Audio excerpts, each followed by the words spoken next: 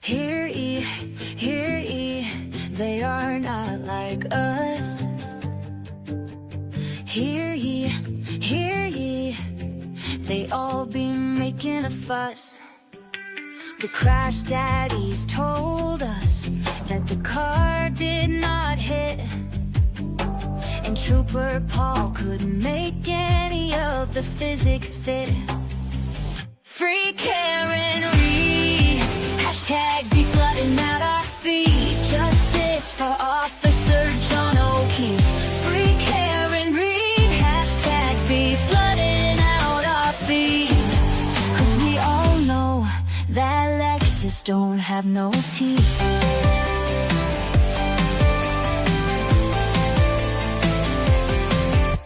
It's obvious that Colin A was in that basement, but the MSP never even took his statement. 34 Fairview, the lawn is so small, but 11 people even saw nothing at all. Free Karen Reed, hashtags be flooding out our feed. Justice for Officer John O'Keefe. Free Karen Reed, hashtags be flooding out our feed. 'Cause we all know that Lexus don't have no teeth.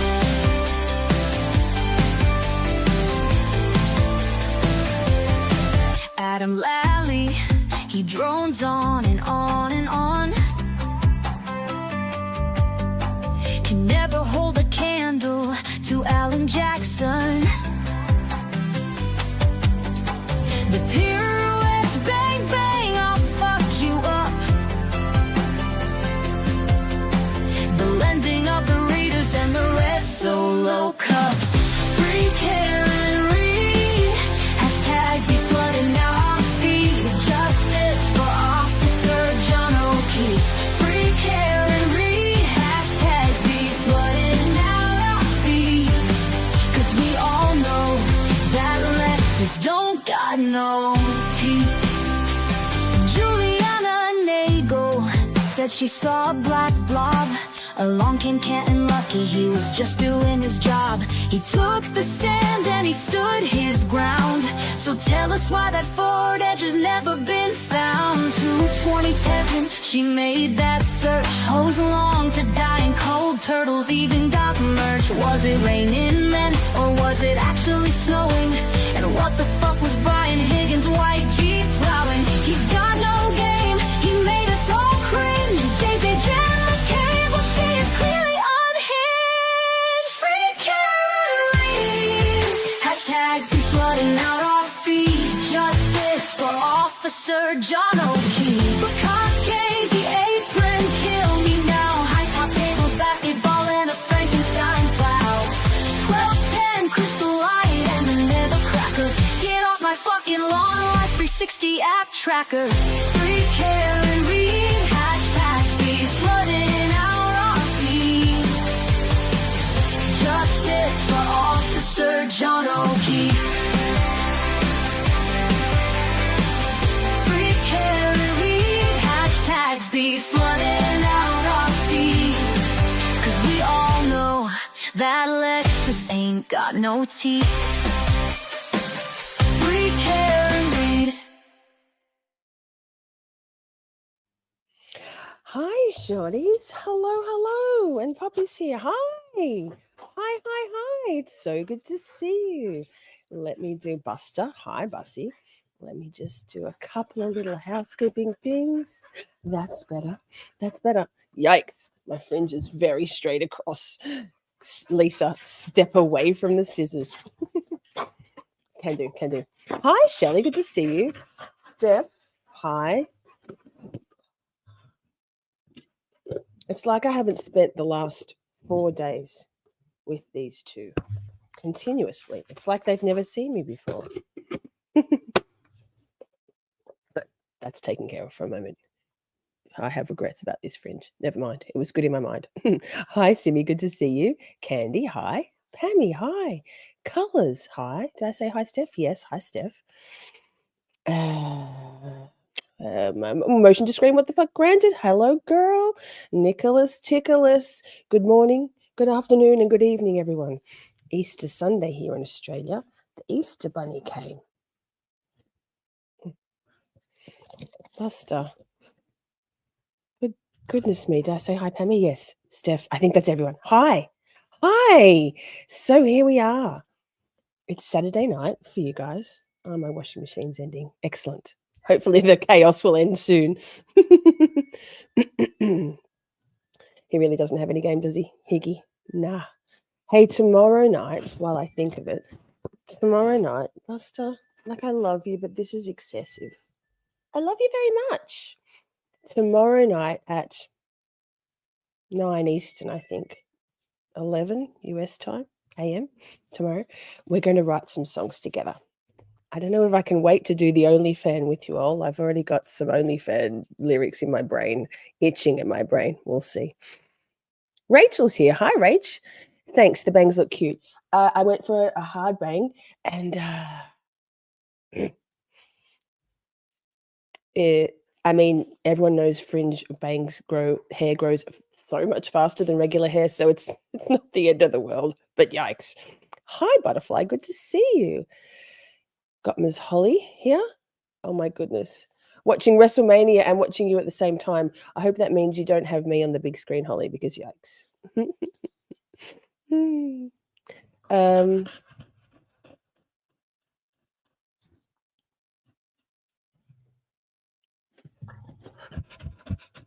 Hi.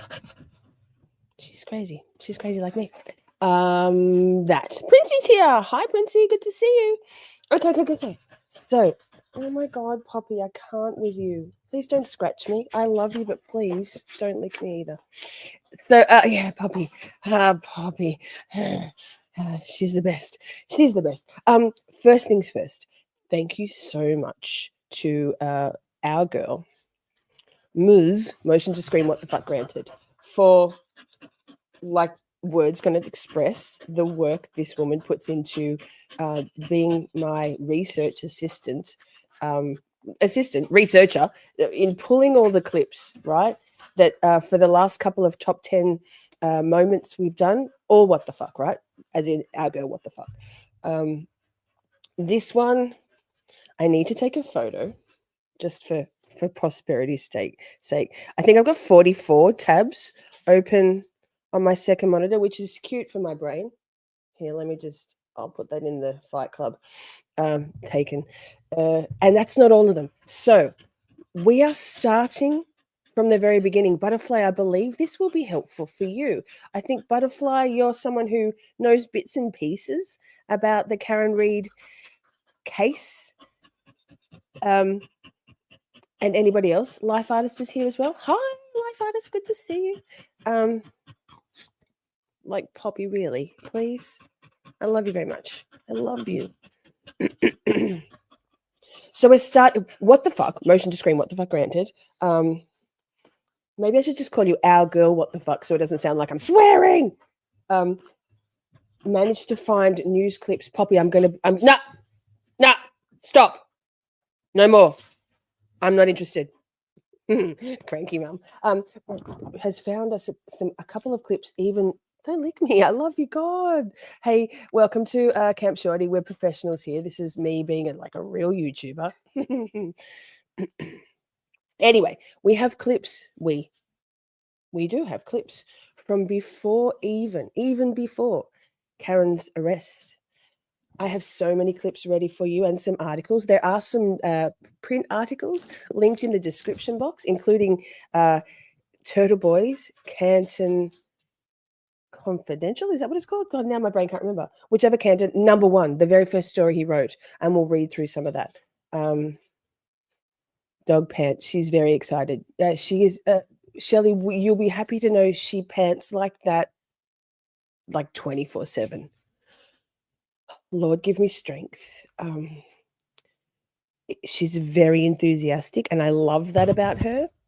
Sometimes it gets a little overwhelming, and in summer it's very hot to have hot breath panting in my face.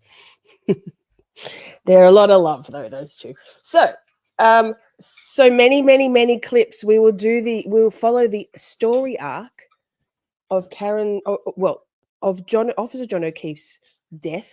It was a death initially. to Karen's arrest and arraignment. We get to see the evolution of Big Yannetti energy and his gradual thinning of his hair, which is quite interesting. I'm not sure quite how far. Hi, Lois. Good to see you. And did I say hi, Micah? I think yes. I'm not quite sure how far along we'll get with this because we have a lot of clips. We don't have a hard stop. There's no second stream tonight, although Dr. Turtleboy does go live at 9. So we'll see what we can get in there in that time. Hi, Salty. Is Salty here? Motion to turn members to not green so I can see them. There, no, there's Salty. Hi, Salty. I just missed you because I'm blind. Hi. I'm almost done with your epic reading, you and Dolphin and Firefly reading of the just released rulings from Judge Hippler in the Coverup case. Wow. Rather damning, right, Salty? As in the stuff that's becoming apparent in those rulings and documents that are becoming readily available to the public is wild. So, long story short, we'll also do the drawing for tonight. I popped in a few of the people, everybody from last night who became members in our little stream about the good stuff about neurodivergence, and perhaps Nicholas Ticklus has recorded a soundbite for us to prepare for the drawing. We'll do that a bit later. Shall we get going? Share this out. If you know somebody who isn't familiar with the Karen Reid case details or knows little bits about it. So this is from a mainstream media point of view. This is not the stuff like a lot of us know. This is what the mainstream media put to the world for this story. Rather interesting. There's some outrageous moments. And then also on Monday night on Trial Eve, we're going to watch the Ted Daniels interview with Karen Reid and Alan Jackson, which is so good. So there's a lot coming up. And then from Tuesday night, boom, recaps every night until I have to go back to work. I'm just going to ignore you. I love you, but I still don't like the behavior, puppy. Here, let's see if I can find this tab. Yikes. Give me a second, chat. Walk and talk. It'd be nice if StreamYard went, what I'll do is I will put these... Oh, I put that in the wrong spot. That's annoying. Let me just check. Hang on, walk and talk, chat. I need to just check something. KKK. Found it. Again, thank you so much, Motion to Scream. What the fuck, granted. You make my life so much easier. I appreciate you so much. And I couldn't do this without your help. It wouldn't be anywhere near as comprehensive, any of these streams, without your help. And stress-free for me. Thank you. Gosh, a couple of tabs. Walk and talk, chat. No. Starts with Boston. Walk and talk, chat. 45. No. 44 tabs. Walk and talk, chat. Should have got this put up first, wouldn't I? Shouldn't I? Motherfucker. I think this is it. Well. If ever there was a time for well, it's this one. No. Wait. Goodness gracious. It's got to be one of these. Not. There's only one more. Fuck. No. Maybe it's this one? No, that's the next one. I was so prepared. Just hang there, talk for a second. I won't freak myself out. Poppy, you're making it a lot worse. I'm going to lose my mind just because of you. Please don't. Why isn't it loving me at all?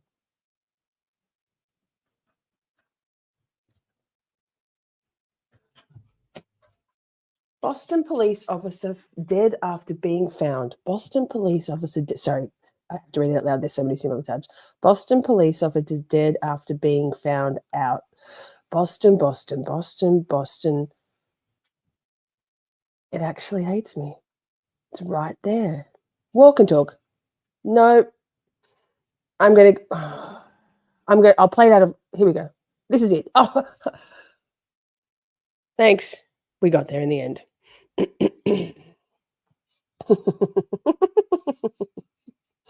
We got this, chat. We've got this. So these clips are all mostly quite short. Let's do it. But we begin with a developing story. We now know the name of the Boston police officer whose body was found outside a Canton home in the first few hours of Saturday's blizzard. Good evening, I'm Christy Lee. The officer was found on Fairview Road, and investigators believe his body was out in the cold for an extended period of time. NBC 10's Oscar Margain joins us live from Canton with new details. Pause. I actually have Oscar Margain's phone number in my WhatsApp. Nothing shady. He just wanted to interview me when I did a Free Karen Reid standout in early September last year. We back and forth a bit, and it never happened because of the time difference. And yeah, so that's Nick's had 0 Easter eggs. That's devastating, Nick. And Joe Schmo's here. Hi, Joe. Good to see you. Play. To this developing story. Oscar?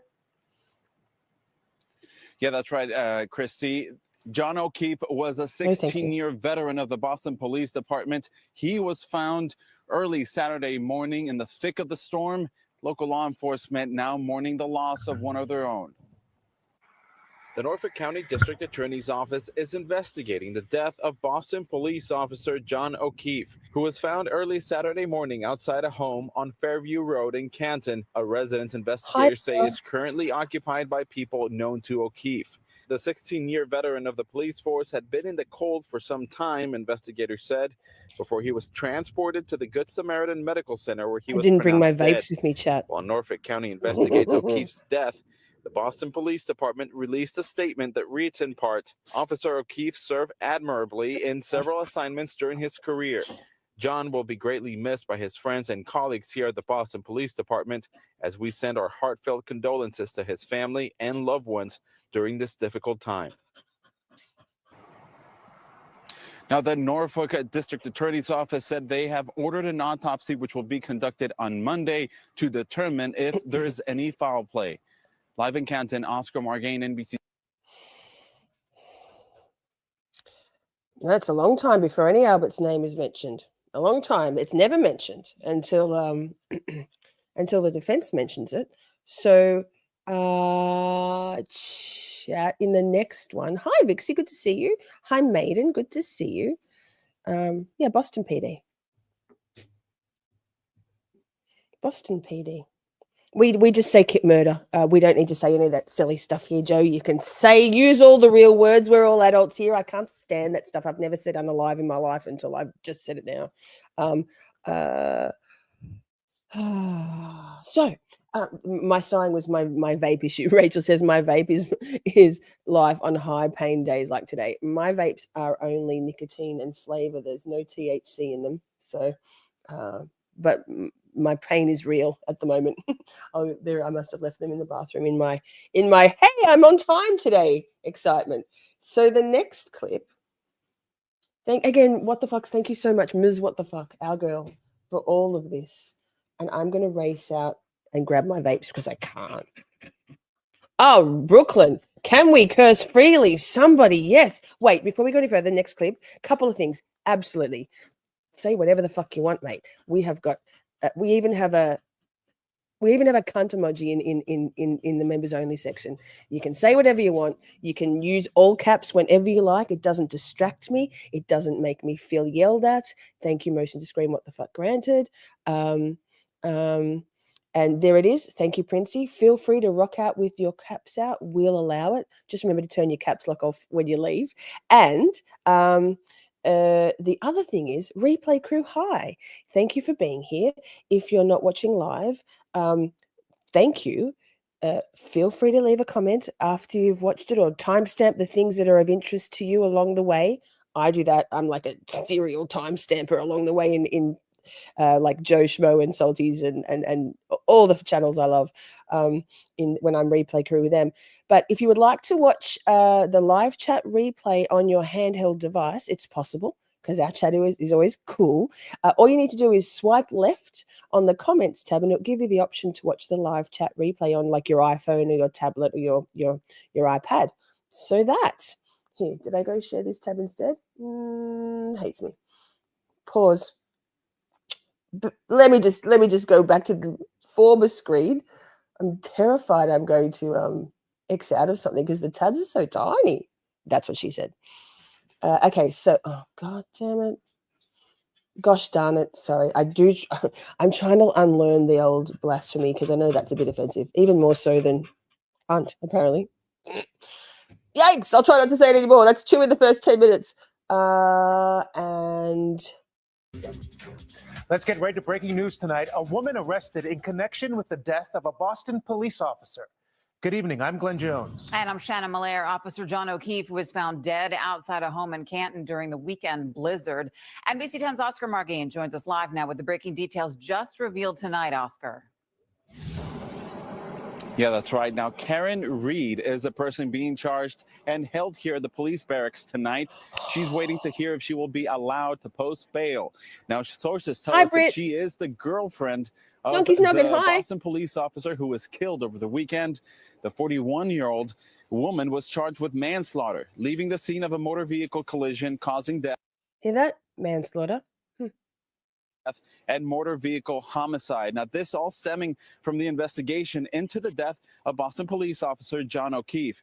Norfolk County District Attorney investigators say that Reed drove with O'Keefe to Fairview Road in Canton shortly after midnight on Saturday. Now, hours later, police recovered the body of the 16-year police veteran outside a home on the same road at 6 a.m. in the middle of the blizzard.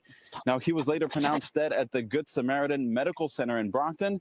O'Keefe was 46 years old.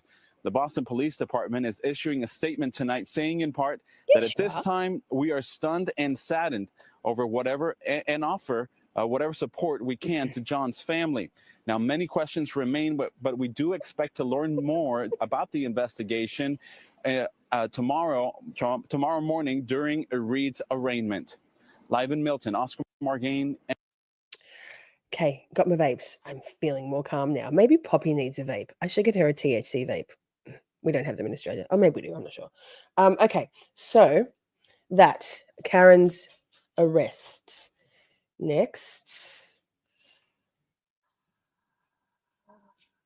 This is a very short clip. We might watch it a couple of times. Share this tab instead. There it is. Amazing. It's amazing when it happens properly. Lucky I'm professional. We are expected to learn more about the allegations against the girlfriend of a Boston police officer who was found unresponsive in the snow Saturday morning. I-Team sources say Karen Reed was in a relationship with John O'Keefe. She's facing charges including motor vehicle homicide and manslaughter. We are expected to learn more about the allegations against the girlfriend of a Boston police officer who was found unresponsive in the snow Saturday morning. I-Team sources say Karen Reed was in a relationship with John O'Keefe. She's facing charges including motor vehicle homicide and manslaughter. Wait. Oosh. Stop. No. It's going to go. And about what time of day did... No, we're not doing Wendy Anderson. Not. Hi, Firefly. Good to see you. Now, so pretend that doesn't have Charlie Anderson there. I couldn't get there in time. My brain ain't braining. So this is a slightly longer clip. Let me check my speed because I was watching it on 2x speed. No, it's not on 2x. Trigger warning. Lally. Lally with no facial hair.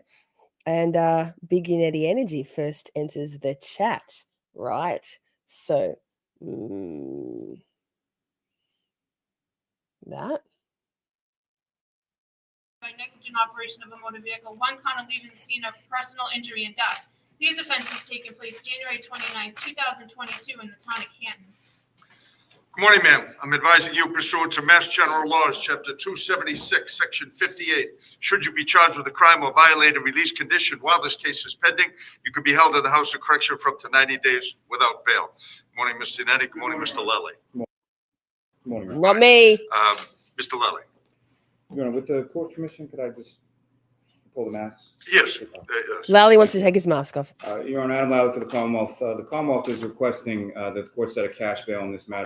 Nick Wright. Wait till you see Paul O'Keefe's in the gallery, and they've all got those masks, and it was wild. Like, this is 2022. I'd forgotten that masks went that far along into the whole COVID thing. Matter in the amount of $50,000 with some additional conditions. Those conditions being the bail warnings as just read by Your Honor to the defendant, as well as conditions that she stay away and have no contact with the deceased victim's family, that she stay away and have no contact with the deceased victim's residence, and that she be prohibited from operating the motor vehicle during the pendency of this case. In support of that request, Your Honor, the Commonwealth would cite the nature and circumstances of the offense, as well as the potential penalty that the defendant faces, particularly with reference to the manslaughter charge and the leaving the scene of personal injury and death, the latter being a bind over. The facts of this case, Your Honor, essentially on Friday, this past Friday into Saturday, January 29th, at approximately 6:04 a.m., the Canton Police Department received a 911 call. So Lally was equally as dramatic and character-filled in his tone and his inflection right back then. Not. From a woman reporting a male party subsequently identified as the decedent and victim, Mr. John O'Keefe, who was found in the snow at a residence on Fairview Road. At the time of the 911 call, there was heavy snow and the temperature was in the teens. Officers Saraf and Mullaney of the Canton Police were dispatched to the scene along with Canton Fire and EMS. Officer Saraf was the first to arrive on scene and observed three females waving at him. If you were standing on the roadway looking at the property, the three females were in the left corner of that property. Officer Saraf observed the victim lying on the ground as two of the females were performing CPR. The three females on scene were Kerry Roberts identified as the defendant before you, Ms. Karen Reed, Ms. Jennifer McCabe, and Ms. Kerry Roberts. Officer Saraf observed the victim to be cold to the touch, no signs of breath, and returned to his cruiser to retrieve his AED device. At this time, Canton Fire and EMS arrived on scene and took over first aid. Paramedics then transported the victim to the Good Samaritan Hospital in Brockton, where he was determined to be deceased several hours later. Several detectives from the Canton Police arrived on scene moments after the 911 call.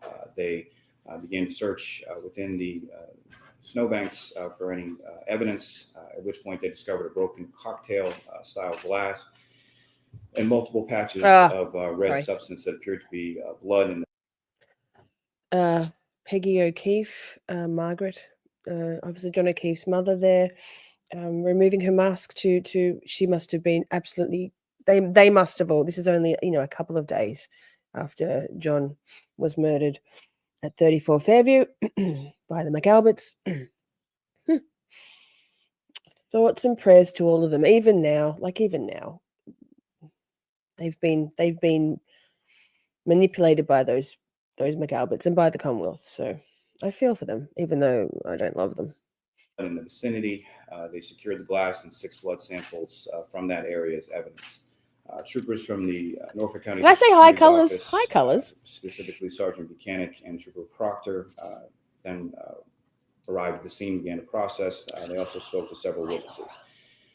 Specifically, they spoke to Miss Jennifer McCabe. She stated that the evening prior, she and some friends were at the Waterfall Bar located within the town of Canton. She stated she and her husband arrived there at approximately 9 p.m. At approximately 11 p.m., the victim and the defendant arrived at the Waterfall Bar together.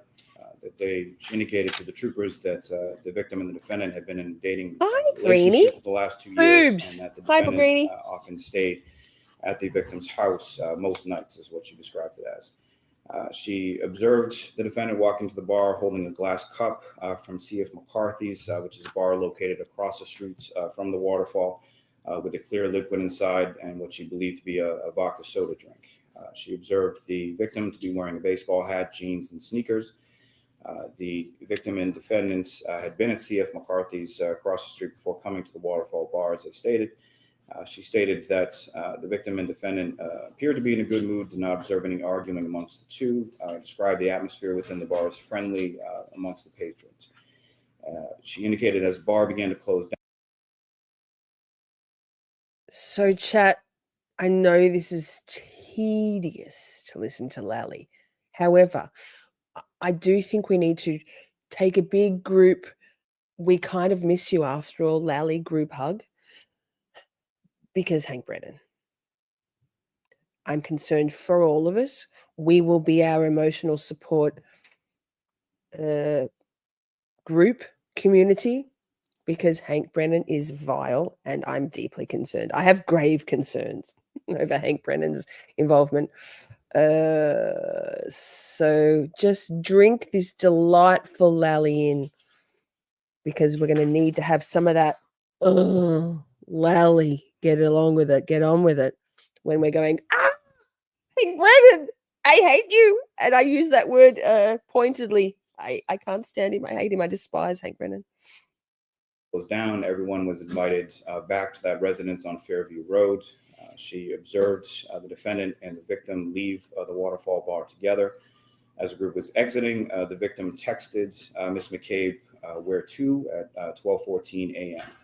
She replied with the address on Fairview Road. At 12:18, 4 minutes later, the victim called her to ask where specifically the house was located on Fairview Road. While inside the residence, she observed a black SUV arrive in front of the residence.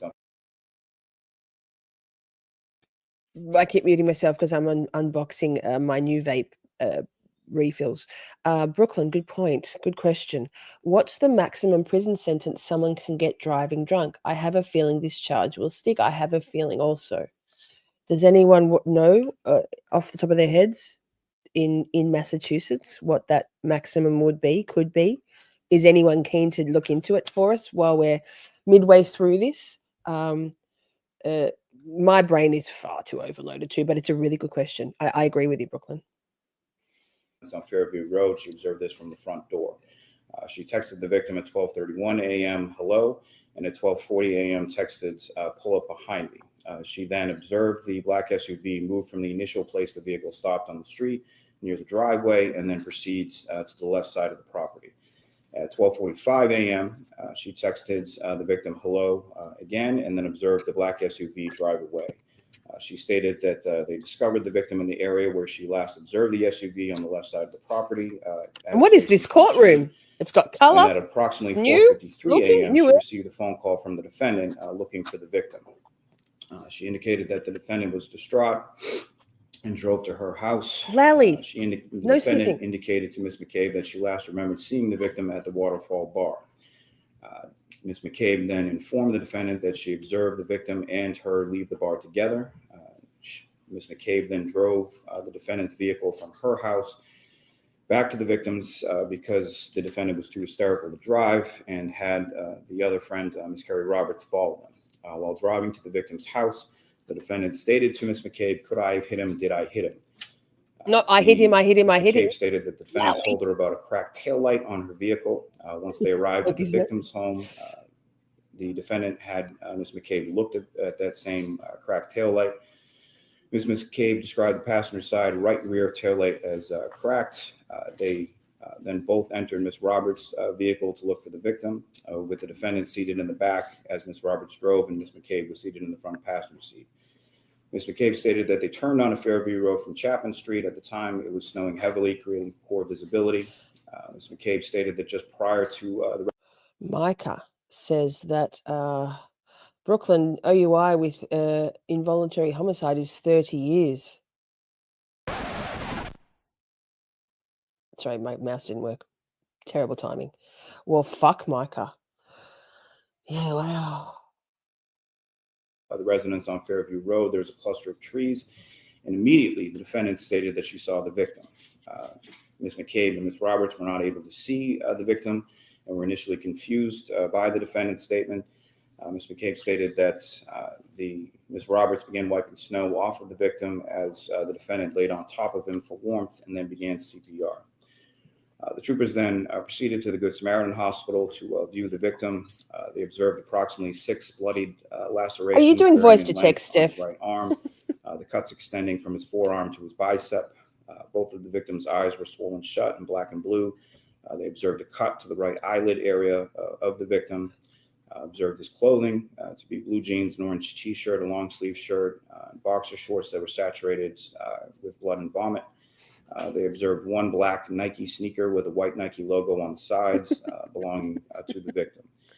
On the 31st, the troopers attended the autopsy of Mr. O'Keefe at the Office of the Chief Medical Examiner.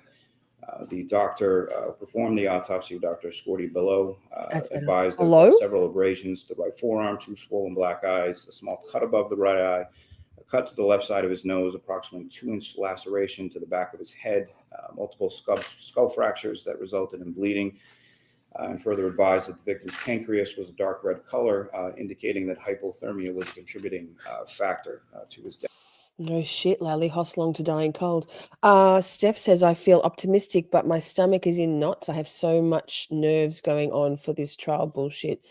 Same. Last trial, in the first trial, I was so I was so gravely concerned, like it affected my sleep because so much is riding on this. This is a factually innocent, in my opinion, a factually innocent woman on trial for murder. This is her life and liberty. This is everything. What is EDB says though? The process is the punishment. Just dragging her through all of this. No, that might be Andrea Burkhart. Dragging Karen through all of this is punishment in and of itself. I still don't think the Commonwealth in the first trial were shooting for a conviction. I believe they were shooting for an acquittal, and then they could say, yeah, well, jury got it wrong. Hank Brennan, on the other hand, now that there's hubris and a lot of money involved, relatively a lot of money for Hank Brennan. His death. On January 29th, the troopers conducted several other interviews, including Ms. Roberts. During the course of Ms. Roberts' interview, she indicated that she was initially contacted by the defendant, Ms. Reed, at 5 a.m., that she answered the phone to hear the defendant state, John's dead. Kerry, I wonder if he's dead. It's snowing. He got hit by a plow. Lally obviously hadn't been coached by Jennifer McCabe yet to say, John.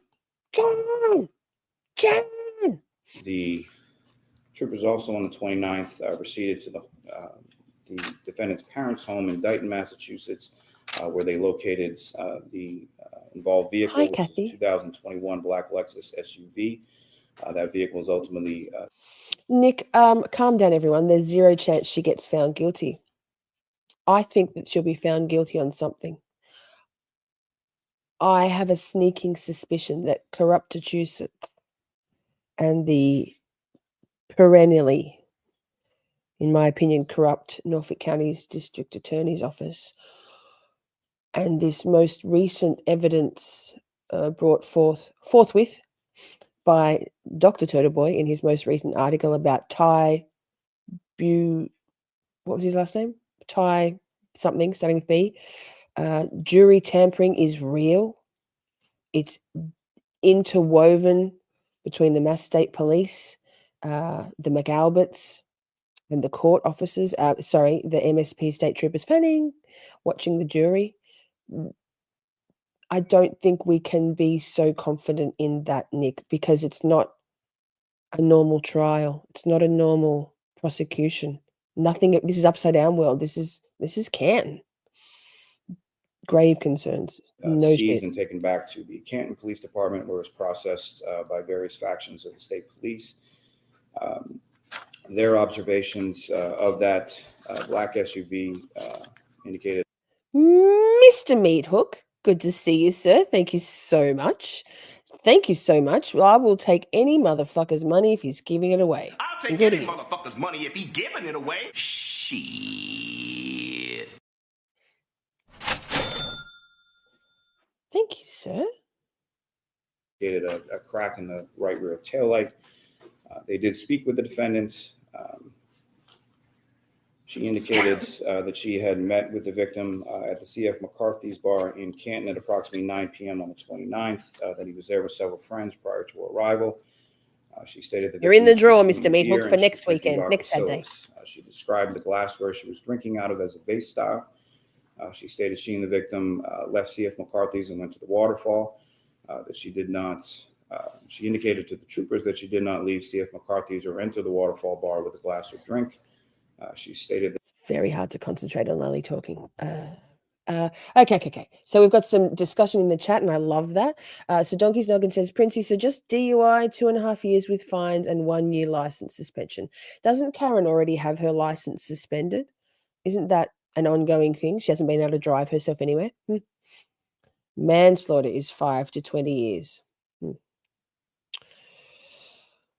Oh, goodness. The last jury, the defense case is distractions. This is absolutely nuts. Anything can happen. Exactly. I don't think we can be assured that this is like, it's deeply concerning. So much potential for fuckery by Hank Brennan and Bev together. And then, like, come on now, man. We can't be naive about this. This is very concerning. that she and the victim were. I'm not trying to drum up frenzy or panic, but I think we need to be realistic. Yeah. The waterfall for approximately 1 hour. During that time, there were no altercations and no injuries, no cuts or abrasions that occurred with the victim. She indicated that they left the waterfall and were invited to the house on Fairview Road. She stated that she dropped the victim at the house on Fairview and went home since she was having stomach issues at the previous bar. Hi, that redhead. Good to see you. It's been a while in chat, turned the street and left. Did not see the. That redhead says Lally lied a ton, but it didn't feel contrived like it does with Hank. Hank gaslights in our face. Hank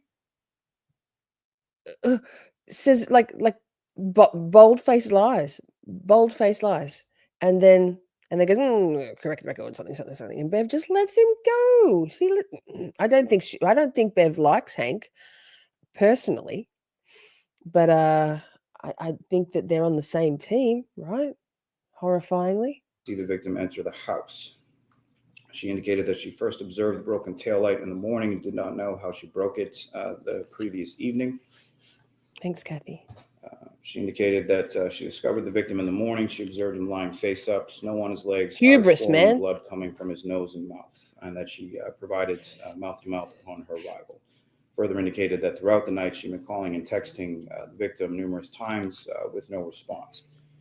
Officers also interviewed several first responders, including a firefighter paramedic from the town of Canton, indicated that she arrived on scene, observed the victim's condition, went to speak to the defendant in regard to any sort of. Steph, did you see that thing I put in neurodivergence in the neurodivergence drawer in the Discord about those little knitted Kaiko like comfort toys with that kind of thing? You must have. That's what that's about, right? Or prior medical issues or causality of the injuries that it is observed to his face, to which the defendant then made several statements to her indicating, I hit him, I hit him, I hit him, I hit him. The, as I mentioned, the black Lexus SUV was seized. Britt, I agree. Taking the emotions out of the possibilities, I can't imagine her legal team losing this. Agreed. In a fair and unbiased and uncorrupted Commonwealth judiciary, right? There's a lot of shit going on there, man. This isn't black and white. Like, it isn't. I'm not trying to be clickbaity. I'm not. It's just there's way more to it. There's way more to it. This is not just your regular trial. It isn't. We know that. We know that. There were fragments of broken glass that were observed on the rear bump of the vehicle. The rear right passenger side taillight was shattered, pieces missing from the red and clear areas. On the right side of the rear tailgate, a deep scratch and minor dent was observed. On the right side of the rear bumper, above a small red light, 2 scratches were observed in one area where paint was chipped off. Troopers from the collision analysis and reconstruction section of the state police performed several tests on the vehicle, including a rapid acceleration forward and reverse, noting that there was no deficiencies with the braking system. They also Thanks, Kelly. implemented the use of a So training many. figure resembling a human approximately 6 feet in height that was placed behind this Lexus. It was operated by members of the cars unit and documented with video. The vehicle was placed in reverse and started to travel towards said training figure. The rear view camera on the vehicle was operating properly, providing a 180-degree visual. And as the Lexus traveled closer to the figure, both auditory and visual cues began to sound off within the vehicle, indicating an obstruction to the rear. Facts, Joe. Exactly. No way. A dent and 2 scratches is enough to kill a grown-ass man. No.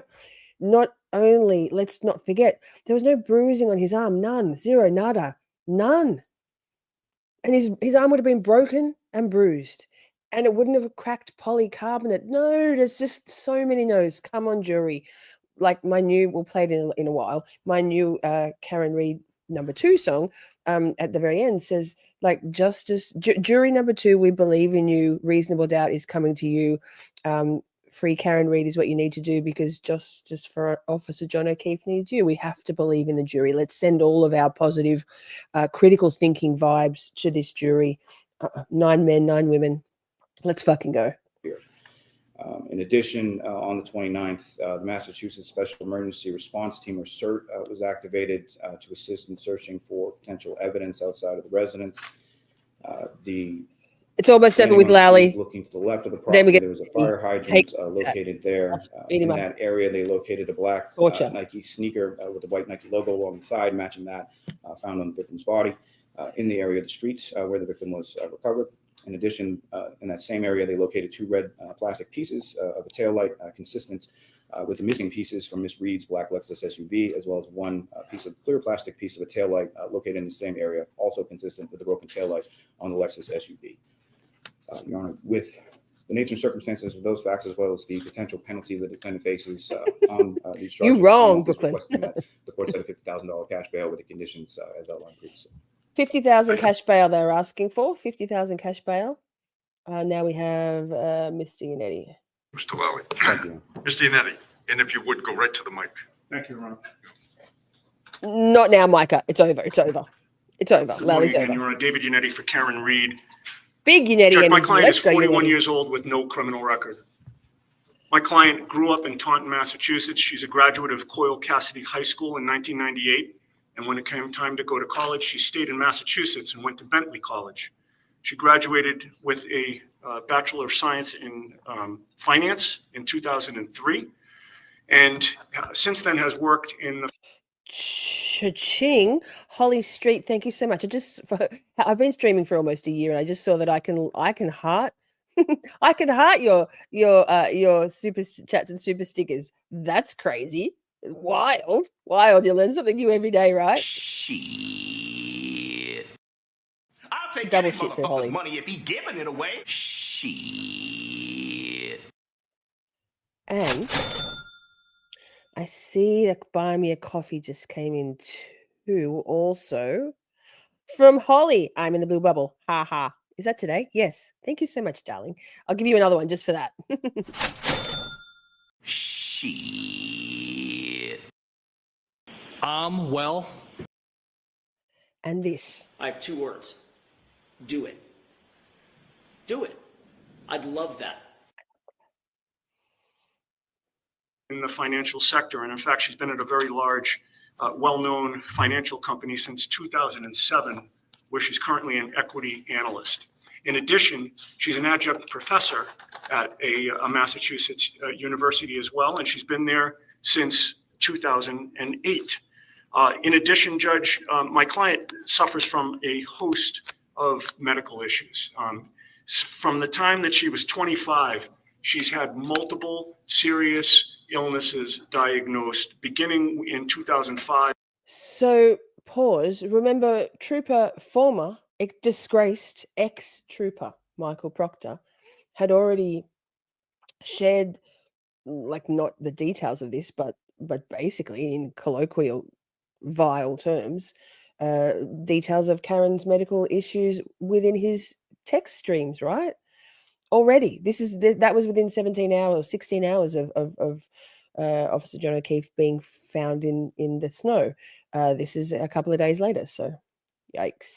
With colitis, which ultimately led to her colon being completely removed in 2009. She's been in pain for a number of years, and eventually also was diagnosed with MS as well in 2013. Continued to have digestion issues and bowel issues, and this past summer my client unfortunately was diagnosed with having a brain tumor as a result of migraines that she had never had before. 6 hours. There is still no answer regarding whether that brain tumor is cancerous or not. And I bring this up not for the purpose of evoking any sympathy, but to focus on what the court's inquiry is here today. The inquiry is, what is the likelihood that my client will appear in court for her trial? Does bail need to be set to assure her appearance at trial? And if so, how much bail should be set? Her roots are here. She was born here. She went to school here. She went to college here, and her doctors are here. And in addition, her family is here. Her parents are present in the courtroom. Her brother and her sister-in-law are present in the courtroom. And Your Honor, just so the court's aware. Thanks, Micah. I'd like to have a letter that I sent to the Norfolk County District Attorney's Office this weekend. It was faxed on Saturday, where I promised that my client would appear if they just called me. All they had to do was notify me, and I wrote right in the letter that she would report to any police barracks or police station or courthouse to which they directed me. They ignored that and instead got an arrest warrant for my client.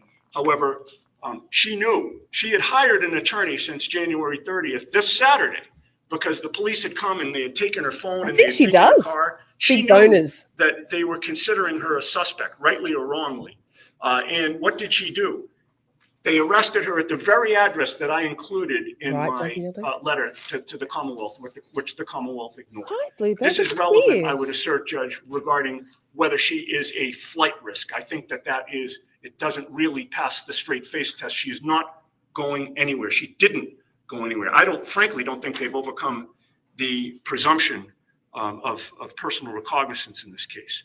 With regard to the facts of the case, Judge, I've read the affidavit that the prosecution has now read. Manslaughter. She looks defeated and tired, doesn't she? As you would be. Like, how stressful, this poor woman with her medical issues on top of all of it. Like, who said? Donkey's Noggin says, I can't believe those issues and having to fight the government at the same time. And being framed, not just fight the government, but being framed for a crime you did not commit. So it's threefold, really, Donkey's Noggin, isn't it? Wow. Hi, Bluebird. Good to see you. And then, wait. Like Britt says, Karen will not survive in prison with her medical problems if found guilty. That will affect her sentencing. Yes, they'll be mitigating.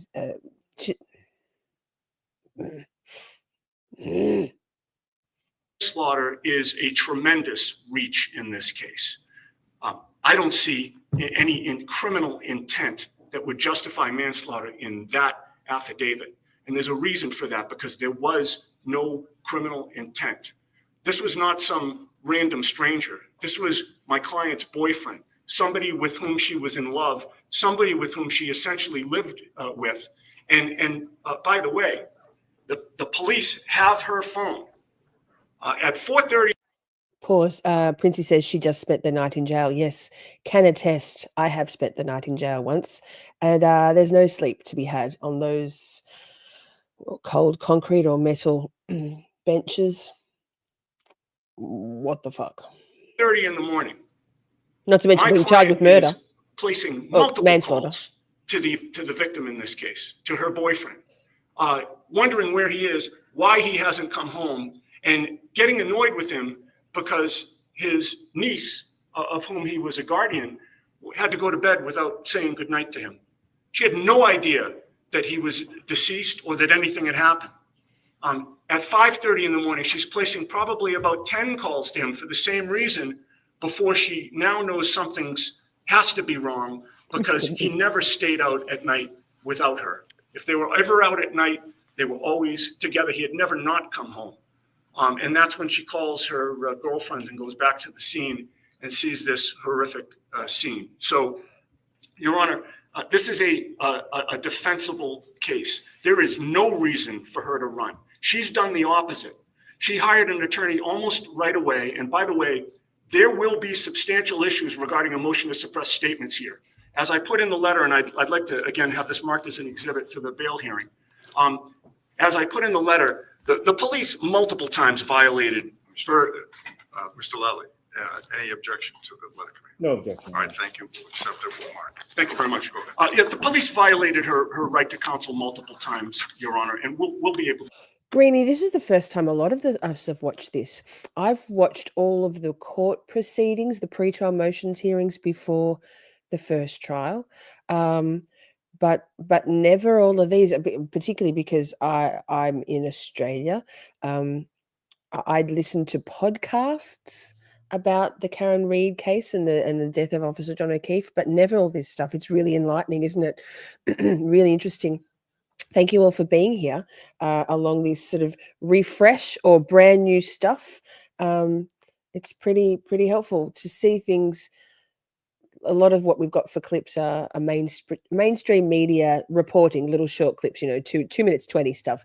Thank you again so much to our girl, Motion to Scream, What the Fuck Granted, for compiling this beyond comprehensive list. I appreciate you so much, girl. Able to show that at a motion to suppress hearing. Their case essentially comes down to statements because there's no eyewitnesses. There doesn't appear as though there's any video evidence. There's nothing to indicate what actually happened. For goodness sake, Greenie, I watched it after the fact. I didn't watch any of the pre-trial. I think I watched the very last pre-trial motions hearing in the lead up, and then all of them retrospectively through the channel. We've watched them all. On the day in question, and I think the police sort of acting out of desperation, realizing that they didn't really have much of a case, needed some type of confession from her. She did not give it to them, and yet they questioned her despite the fact that she asked for a lawyer. So the bottom line, Judge, is it's a defensible case. Joe, honestly, any way I can get there is fine. If Laurie wants to portal me over, I'm fine with that. As long as it doesn't portal me to Chud, I'm fine. Colors watched everything. Of course you did. So Joe, I actually had planned and hoped to be in Massachusetts for this trial, but adulting. Hi, Diane. Good to see you. I'm not good with doing things, and I just stream every weekend, and here I am still in Australia. So we'll do it together on recaps every night. She's not a flight risk, and recognizing the seriousness of the charges, I won't ask for personal recognizance, but I would assert to the court this case does not justify more than a $5,000 cash bail. Thank you. My guess is you have no objection to the proposed conditions. Well, the only condition that I would ask to be heard on, Your Honor, is this condition that she not drive. The police and the district attorney. Brooklyn says, yeah, YSL trial and Adelson trial going on at the same time. I almost lost my marriage over that. Priorities. I understand. I hope everything's okay now, Brooklyn, but that would have been a tough decision to make, surely. Justice or husband? Office and the Registry of Motor Vehicles have options to address that issue if they believe that she's an unsafe driver. And I would ask the court not to get involved with that issue. Thank you.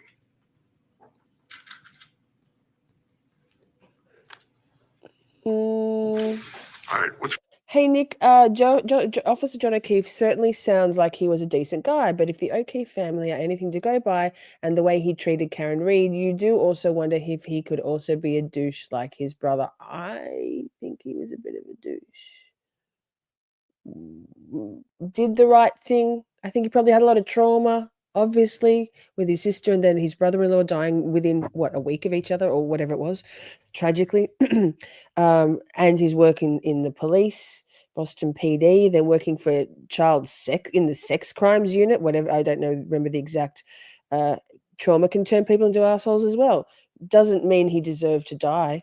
be murdered by a bunch of fucking thugs. With regard to the conditions, she is ordered not to drive unless licensed or permitted by the Massachusetts Registry of Motor Vehicles.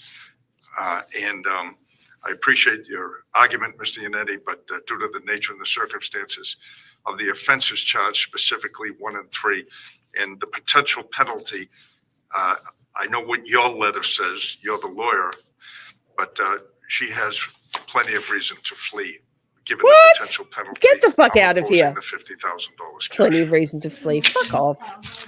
Yes, on the motion, I have Mr. Lally. Oh, no shade. Of course he was. He was a piece.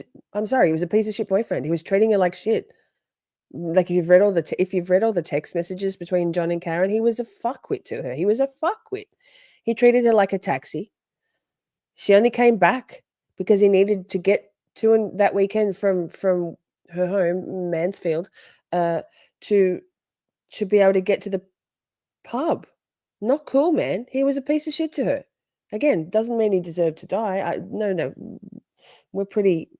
We have kind, empathetic thoughts towards any victim who's killed. No victim shaming. Nobody deserves to be murdered, to be beaten in a basement by 3 disgusting excuses for humans. Doesn't mean he was a great person across the board. We can't choose our victims or our victims' families. Otherwise, and there's no need to virtue signal and put people up on a pedestal across the board simply because they were murdered. Doesn't make it right to be murdered. A motion for preservation of evidence. Have you had a chance to review it? I have, yes, sir. Do you have any objection to it? I do not. All right, thank you. I'll allow that. Can I have a date, please? And just to be clear for the record, with regard to that motion being allowed, Judge, I would ask that it be effective with the court's signature with regard to previous reports that have been filed and anything that's been gathered, and certainly going forward. There should be no destruction of notes going forward in this investigation. Well, it speaks for itself. Yes. It's a preservation of evidence. I just signed it. It's 10:22 a.m. on February 2nd. That's when it's effective. Thank you very much, Ron. In terms of a next date, can I have March 1st, Judge? Sure. Mr. Lally, that work for you? Thank you, motion to screen. If not, we'll go to another day. If possible, yeah. If possible, the 3rd or the 4th, if that's. Well, I mean, she is entitled to be brought back within 30 days. Sure. I mean, But Mr. Lally, if I may, Mr. Lally, you can have a 9 o'clock, 11 o'clock, or 2 o'clock call. And thank you. 11 o'clock on the 1st is fine. All right, that work, Mr. That Yannetti? works. Thank you. Mr. Docket 22 CR 66 setting bail in the amount of $50,000 cash to ensure your presence back here March 1st for a probable cause hearing. You have a right to petition the Superior Court for a review of that bail. Conditions of this case are that you stay away and have no contact with the victim's family, stay away from the victim's residence, and do not drive a motor vehicle unless permitted to by the Registry of Motor Vehicles. You'll need to sign those conditions before you're transported today. Thank you, Ron. Thank you. Thank you, Ron. Thank you, Madam Clerk. So that, right? Greenie is perfect. More bombs and boobs. Hey, Greenie. That was a fun night in Publicly Buzzed Feral Friday last night. And then again today. It felt very odd for me to be watching Feral Friday movies on a Sunday morning at 5:30 in the morning. So let me see. What do we got next?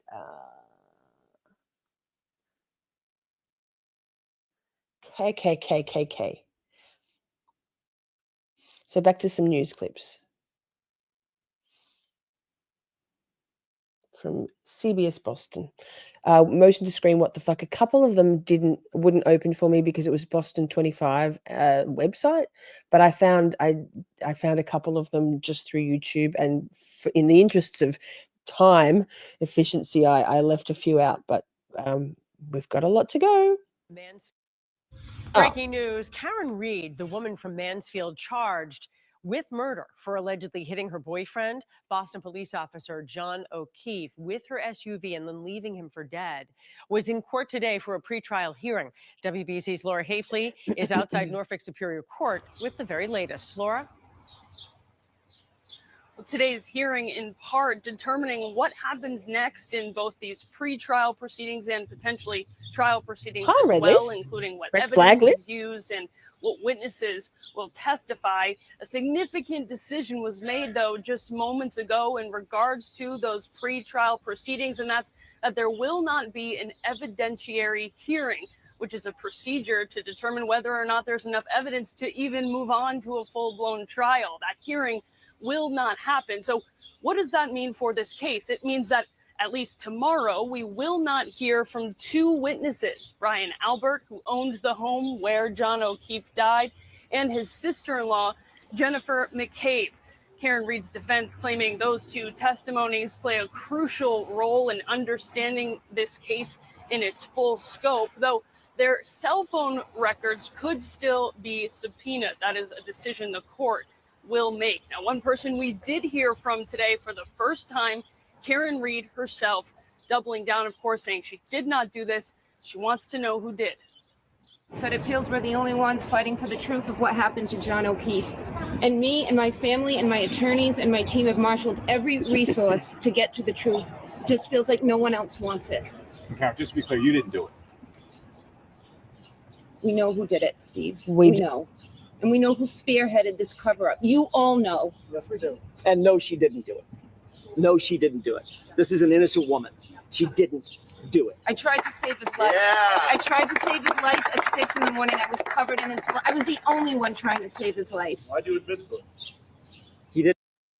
Pause. Joe Schmo says, Nicholas Tickles. Likewise, it provides conflict within us. Like he deserves justice. He didn't deserve to be murdered. Good work on the murdered. Nor do I, nor do you. But we should treat our significant other better than that for sure. Amen. Amen. Amen. She didn't admit to it. She didn't admit to anything close to that. Nothing close to that. And you should know that. That was like 3 or 4 times she admitted to it. No, she didn't. That's not true. She asked a question. She asked a question, which is very different. She didn't admit to anything.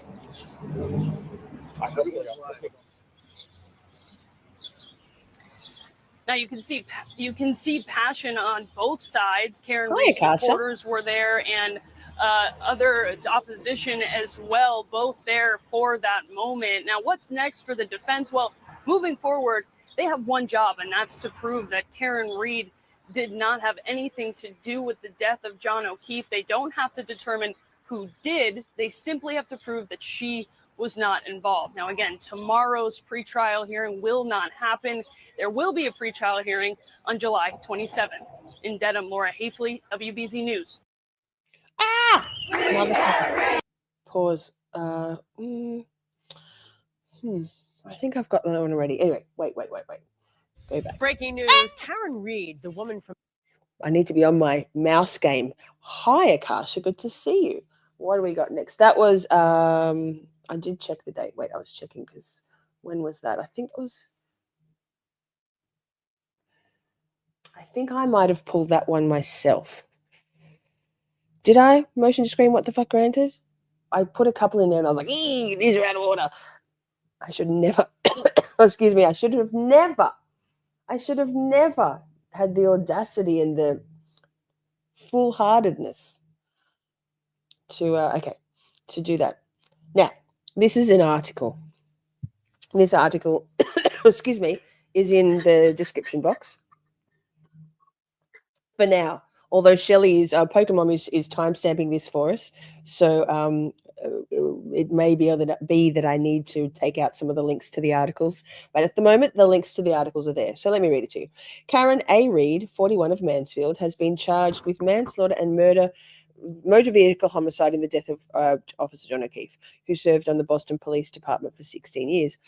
She is also charged with leaving the scene of a motor vehicle collision causing death. She is free after posting a $50,000 bail, cash bail, and is due to return to court for a probable cause hearing on March the 1st. O'Keefe was found unresponsive outside a Canton home, 34 Fairview, and was taken to the Good Samaritan Medical Center in Brockton, where he was pronounced dead several hours later. Hi, Lynn, True Crime. Good to see you. Now, this is what was interesting here. I thought, wait.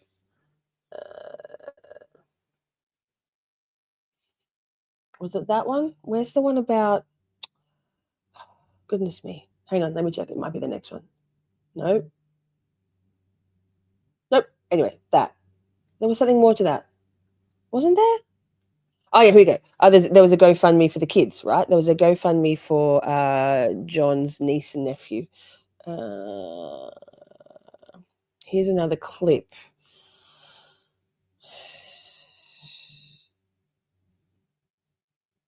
An officer remembered. Thanks for joining us tonight. I'm Christy Lee. Dozens gathering for a wake to pay their respects to Boston police officer John O'Keefe. You can see here the line of attendees on the screen there. Officer O'Keefe died during the blizzard last month after his girlfriend dropped him off at a friend's house and she backed into him with her car. NBC 10's Oscar Margain joins us live now with the latest. Oscar? Hey, Christy. Yeah, hundreds have shown up here today, actually, to pay respects, including the Boston Police Department, who just moments ago performed a walk-by honors in memory of John O'Keefe, who died at 46 years of age. Now, here in Braintree, where the service is taking place, is symbolic as it is O'Keefe's hometown, where he was growing up and where his parents are from. The 16-year police veteran is being honored and mourned by hundreds of loved ones here at St. Francis of Assisi Church, an opportunity for those who are showing up here to say goodbye.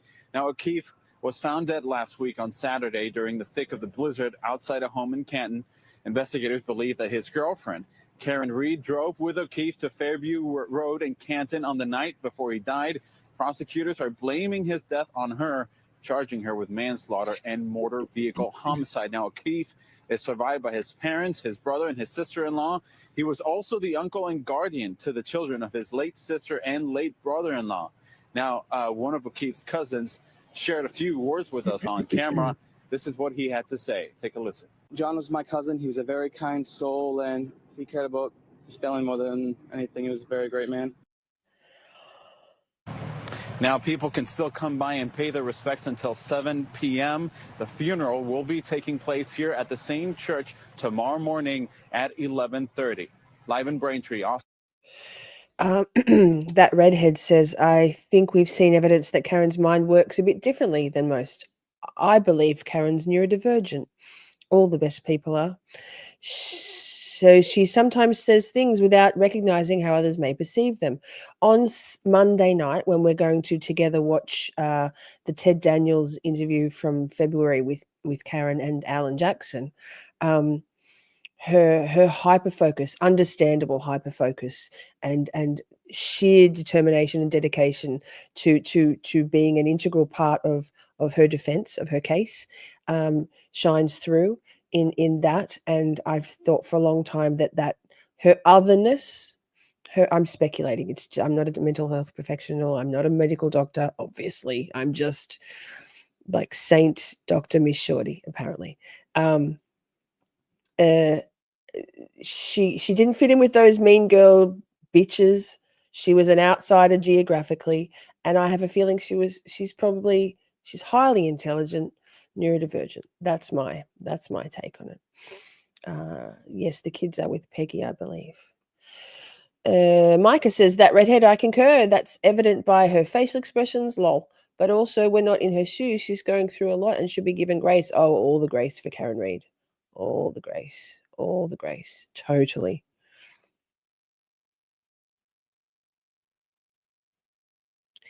Greenie says, no fucking way. I didn't realize that they didn't show. The McAlberts? Yeah, no, they didn't go to the funeral. Wild, huh? I don't think he said spelling. I think he said people. She's hyper-focused as fuck. Right.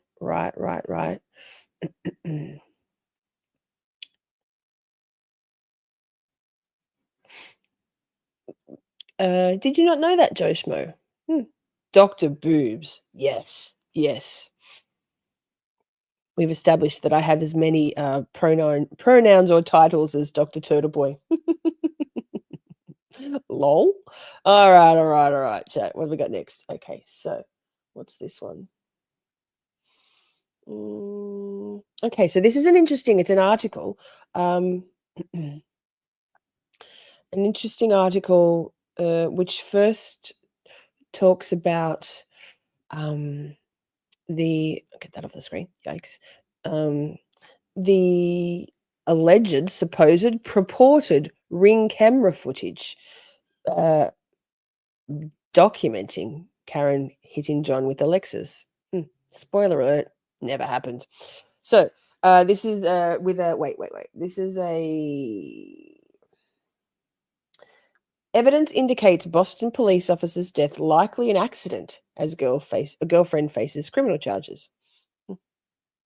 The date of this article was in the Boston Globe on February 8th, 2022. So just a week or so after, right? Updated August 7th, 2023. A funeral was held yesterday for Boston police officer John O'Keefe, who died after apparently being struck by his girlfriend's car in Canton during the blizzard at the end of January. Authorities have charged the girlfriend, Karen Reed, with a number of crimes. Daniel Medwed, GBH News legal analyst and Northeastern University law professor, joined host Harry Santoro on Morning Edition to discuss legal issues around the case. Harry, let's start with the facts on this case. It is a very sad case all around. Tell us how we know about how Officer John O'Keefe died. We know that. I'll read it. So, as you alluded to, O'Keefe was found in the elements outside a home in Canton, 34 Fairview, right after that horrible blizzard, and we had in late January.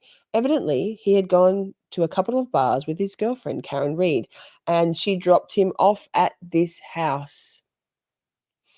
She didn't wait to see whether he got inside. Instead, she did a three-point turn. Did she? No, she didn't. And didn't wait to see whether apparently she grew she did a three-point turn and left a few hours later. Apparently she grew concerned he hadn't returned to their residence, so she went back to this location where she found O'Keefe in a snowbank in very bad shape. He was bleeding profusely and had a number of serious injuries. She called 911. Fact check. They arrived, rushed him to a hospital where he was pronounced dead, I believe, at around 6 a.m. The medical examiners cited the presence of multiple skull fractures and hypothermia. The police then started investigating this case, and their operating theory was that Reed may have struck O'Keefe when she was turning around and leaving the location earlier that morning. Santoro. So, I mean, it's a freak accident if that's exactly what happened. What are the facts that point to her involvement? I know there was damage to her car, correct? Absolutely, says Medwed. So that's the circumstantial evidence in this case. There's also some direct evidence. At first, as you mentioned, she detected the presence of a cracked rear taillight the next morning. Cracked. And the police talked to her about it, and she couldn't explain it. She hadn't noticed it before, so apparently it had been incurred the night before. Second, and this is important, in terms of the direct evidence, not only is there apparently some video footage from one of those Ring doorbells on a nearby house that can capture images in front of your home, but she also made some inculpatory statements to a friend and a Canton paramedic, Katie McLaughlin, to the effect of, maybe I hit him, perhaps I hit him, I must have hit him. So there is quite a bit of evidence, Henry, but it all does suggest that it was inadvertent, and that it was more of an accident than a purposeful event. So, right. It wasn't spelling, but I can go back and play it again if you want. We'll check. I'll check. Fact check. It's there. Yeah, forget about why Brian never came out of the house, about how come Jen never went into her sister's house.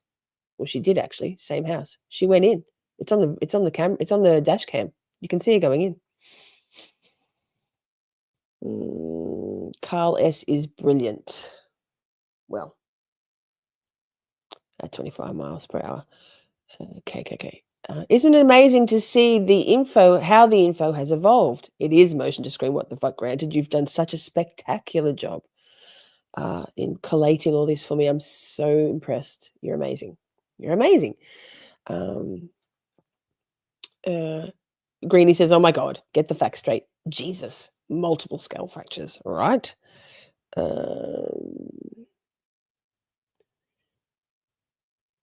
The thing is, we've had so long to get our heads around this case and all the underhand tactics the PDS used.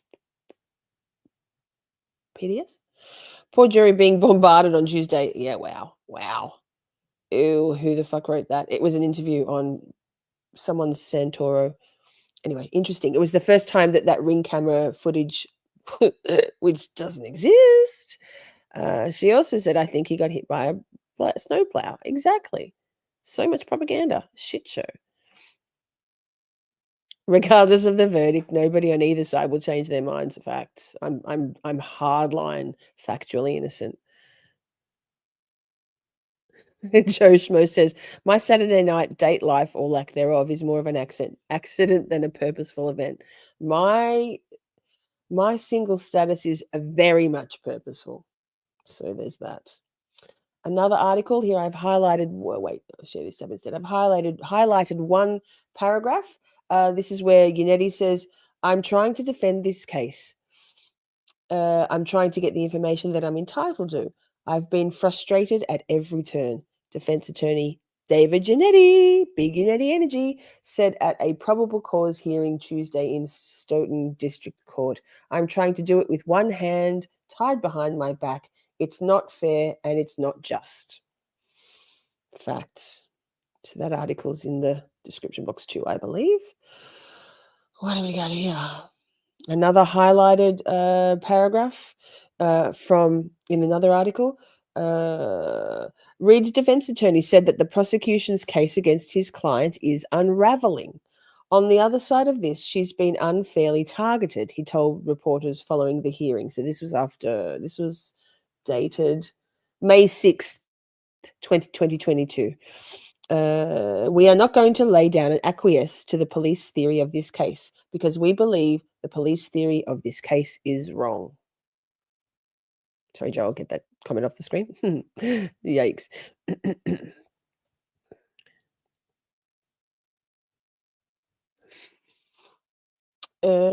What's this? What do we got here? Oh, we got a video. KKK. Thank you for being here, everyone. Have you hit the like? Replay crew, don't forget to drop a comment, even chat after we're done. Love you to drop a comment. Tell me your thoughts. What do we got here? Oh, I didn't rewind it back. Trial conference hearing. The hearing centered on what's called the discovery. Oh, I did. It's the wrong bar. That's what she said. Okay. This was a pre-trial conference hearing. The hearing centered on what's called the discovery process, in which prosecutors are sharing evidence with the defense to review it. Now, we, the public, can see that evidence, but the defense claims that it now shows and begins to show that his client is innocent. Karen Reed is with me. Standing with her attorney, Karen Reed, appearing emotional as he proclaims her innocence. The evidence will come out, and the questions that you're asking now, I believe, will be answered. Judge, I'd like to start with number 8 on the list, Karen Reed. Today, a pretrial conference about the second-degree murder case against Reed, who is out on bail. Prosecutors allege she struck and killed her boyfriend, Boston police officer John O'Keefe, while in her SUV backing out of a driveway. All of this taking place outside a Canton home late one January night. O'Keefe was not discovered until the following morning in the middle of a snowstorm. Prosecutors have said he had 2 black eyes, skull fractures, and hypothermia. The person that looked for John O'Keefe was Karen Reed, his girlfriend who loved him. The person who gave him look at Karen's facial expression. She's like, this is horrifying. Her indignation and her distress is palpable, right? PR. Today's hearing centered on the discovery process in which the prosecution Who must is this share judge? evidence so the defense can review it. There's a motion to inspect the taillight and housing. The vehicle's taillight and the victim's clothing, just some of the evidence in the case. Reed's defense attorney claims the more that is revealed in discovery proves his client is not guilty. We're still investigating. The evidence that has come in confirms my client's innocence. We so look forward to having our day in court. Now, we don't yet know what evidence has come to light since her arrest in January, but at the time, prosecutors said that Karen Reed admitted to paramedics on the scene that she did hit her boyfriend, and also that the Bullshit. backup camera and alerts on her SUV were tested and in working order. Live in Dedham, Sarah Conji, WC. Okay, look, Sarah. Nice facts. Fact check, please. Nicholas Ticholas says early reporting is always a mixture of errors and truths. I recently watched initial JFK shooting reports, and they said categorically a Secret Service agent died, and shots came from the grassy knoll.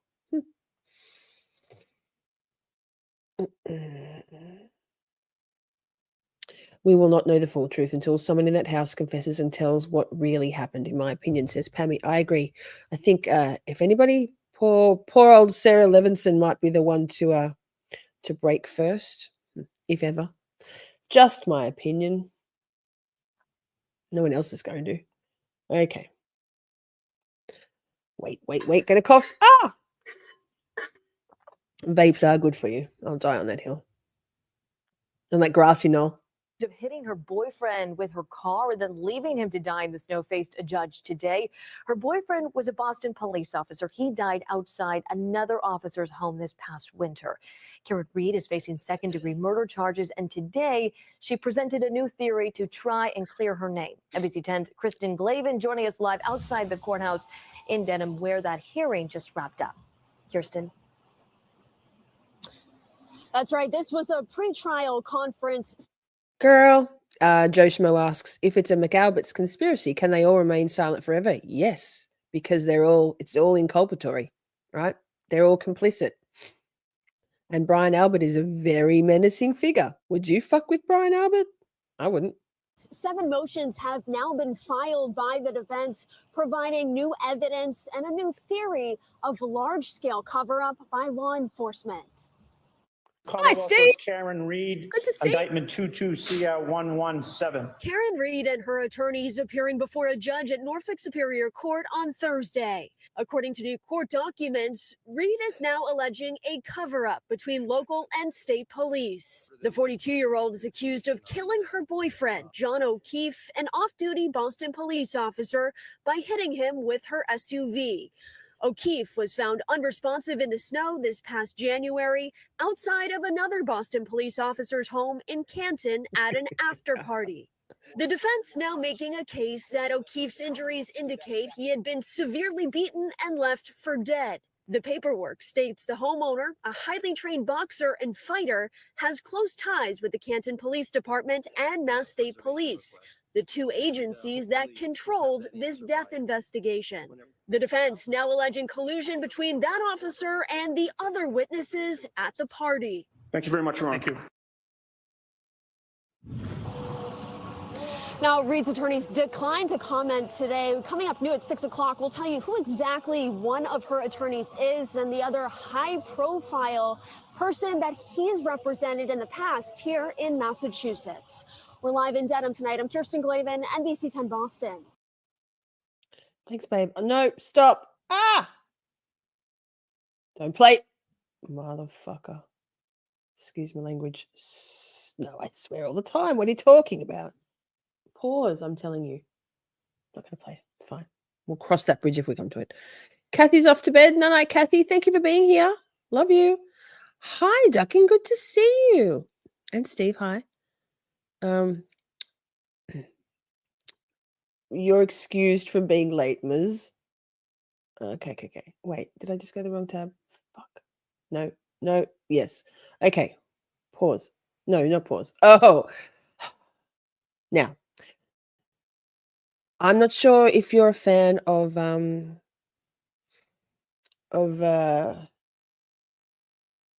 Julie Grant.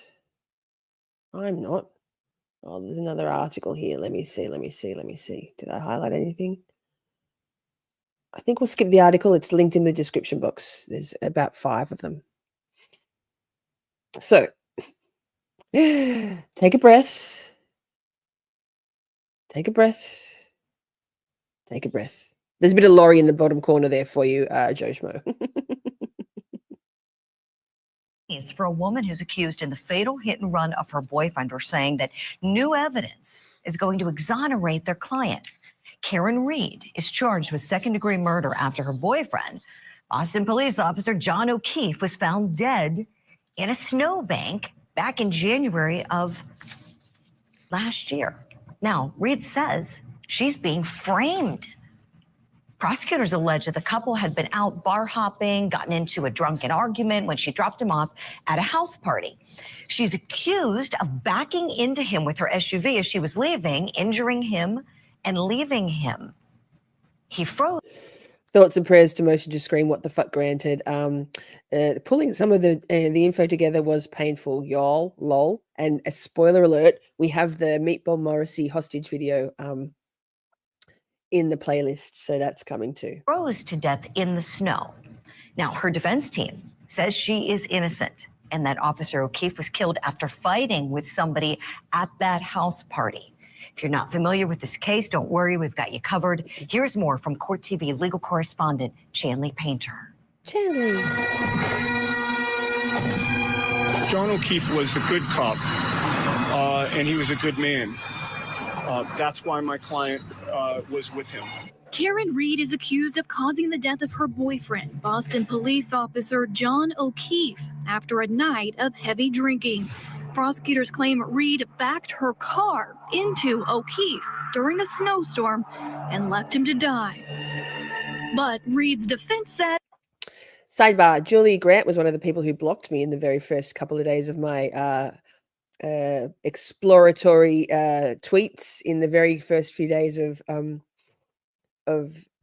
Karen's first trial. I blocked a lot of people, but Julie Grant blocked me, and I didn't come at her at all. At all. I don't come at people ever. Says the Commonwealth has it all wrong. With each new piece of evidence that comes in, we're more and more convinced of my client's innocence. O'Keefe's snow-covered body was found outside the home of another officer in Canton, Massachusetts. According to the prosecution's statement of the case, the couple was invited to the house after the bars in downtown Canton closed. Witnesses told investigators they last saw the couple at the Waterfall Bar and Grill. Others said they saw a black SUV resembling Reed's parked outside the house, but never saw O'Keefe come inside. Reed told investigators that she dropped him off at the after party and never heard from him again. She went home to take care of the kids, and then she called him 49 times. Where are you? Why aren't you back? She was the one to go back to that residence to look for him. She was the one to find him. She was the one to try and keep him warm and give him CPR and try and revive him. I got you, redhead. But Norfolk County prosecutors question those actions. They claim voicemails and text messages detail strains in the relationship and the victim's desire to end their relationship, including a voicemail from the night he died in which Reed allegedly told O'Keefe the music is that she hated him. obnoxious. The whole thing is Also, obnoxious. O'Keefe's niece and nephew who lived with him allegedly told police that the couple fought constantly about the relationship and breaking up before his death. Prosecutors point to a broken taillight on Reed's SUV. Interesting, Anna. Hi. Anna says, in my hometown for Easter, the southern tier New York State near the Pennsylvania border. We just had a family dinner. I say, what do you think of Karen Reed? I thought I would get blank stares. What I got in unison was framed. Well, good. There was an interesting discussion, Andrea Burkhardt again, after the final pretrial motions hearing. I forgot to mention this when we did that the other night. And she was talking about the fact that there's never been a motion from the defense for a change of venue. And that is indicative, I think, of, the only reason you call for a change of venue is when you are doing polling of the potential jury pool pre-veneering of the jury, that you're getting a vibe that this isn't good for my client, right? They haven't ever got that vibe. So I have faith that the 9 men and 9 women they've selected a little more quickly than was expected. I think the predictions were 3 weeks and it took 11 days, I believe. So, but that's interesting. Interesting, Anna. SUV, pieces of which were allegedly found near O'Keefe's body to suggest she ran her car into him. A forensic pathologist opined that significant Trial blunt Channel. force Good to trauma see you. injuries occurred prior to Mr. O'Keefe. Trial Channel, we're steeling ourselves against overly dramatic Julie Grant court TV bullshit. That's what we're doing. We're watching the mainstream media reporting on this case in chronological order, and yeah, wow. Becoming hypothermic. Cuts and bruises were found on O'Keefe's head and arm. Somebody being hit by a car, I would submit, does not look like they had been punched out by Mike Tyson. Oh, fuck. Brian Higgins said that, Joe Schmo. Brian Higgins said that in a grand jury hearing. So that. And the victim here looked like he had been punched out by Mike Tyson. Reed's lawyer, David Yannetti, says his client is not responsible for O'Keefe's injuries. I believe that the evidence shows that she didn't hit him. I've said in the past that his injuries are not consistent with being hit by a vehicle. And by the way, the Lexus taillight breaking, coming in contact with a human being and not a hard surface, makes no sense to me. I think it's going to make no sense to a jury. If not Reed, who? Her lawyer says that there's a lot they still don't know. This is a case where the homeowner, being a Boston police officer, was treated differently than he would have been if he were you or me. Uh-oh, and we've got a big development now to tell you about. Karen Reed's defense team is saying some newly discovered evidence of Google searches exonerates her. In a press release, they said, quote, that the sister-in-law of the homeowner where the party was held that night was searching on her phone, quote, how long to die in cold. How long? Now, some 3.5 hours before O'Keefe's body was found dead in the snow is when that search was happening. Whoa. I want to bring in a very special guest now. He is in Massachusetts. He is the police and courts reporter for the Boston Herald, Flynn McColgan, on the show today with us. Flynn, good morning to you. Thank you so much for coming on the show today. Good morning to you. You have usually done earlier than I start my days. we appreciate it. Hopefully you're getting the coffee going. And boy, oh boy, you've been hard at work on this story. You've done a tremendous job reporting on it. So we really want to pick your brain. Could we start with this newly discovered evidence and the motion that the defense team filed to get it, please, Flynn? Sure. So yesterday there was. Sorry, man. Dirty pause. Akasha, I think probably it was her very cold fingers and her that she has MS, Jen McCabe. Or it could have been her typo, or it could have been her intoxication level, maybe she was typing basketball and she got the S in basketball mixed up with the Hoss in Hoss. Flurry of filings. Across the 3 filings, there was 152 pages, but the motion that we're talking about is 24 pages, and it's really just seeking cell phone records from Verizon and AT&T for on the cell phones owned by the homeowner of the Fairview Road home where John O'Keefe died, as well as his sister-in-law, who had invited O'Keefe and Karen Reed to the party at that house. The reason they're doing that is because the defense says that when they were doing the discovery process, they didn't receive the actual forensic image of this woman, Jennifer McCabe's cell phone from the prosecutors, but instead only received the state trooper's forensic report, which they said left out key details. It's clip on here. In particular, a direct quote from page 9 of the filing is that the trooper's full file system Cellbrite extraction report of Jennifer McCabe's iPhone 11 failed to show any search history information entered by Ms. McCabe on January 29th, 2022, which was the day that O'Keefe died, including her incriminating, this is what the motion says, these are not my words, 2:27 a.m. search for how long to die in cold, although what was actually entered was HOS, which the defense is saying is a typo meaning how. So, Hoss. So this is Whoa, interesting. They're Julie not Grant. getting it from the prosecution. They're getting it from a state trooper's report, but they're saying it doesn't have all the details that they need to look into. Yes, I think I misspoke. What they got from the state trooper was they said is not the full report. They had their own forensic analyst look into this and found that search history by getting their own image of this. Gotcha. Okay, so essentially they're saying like they're Nick, we're not frothing over Julie Grant. Far too much Botox. No shade on Botox. I miss Botox, but she's a vile creature. So being left to do their own independent investigation here because they're not receiving everything fully from the state.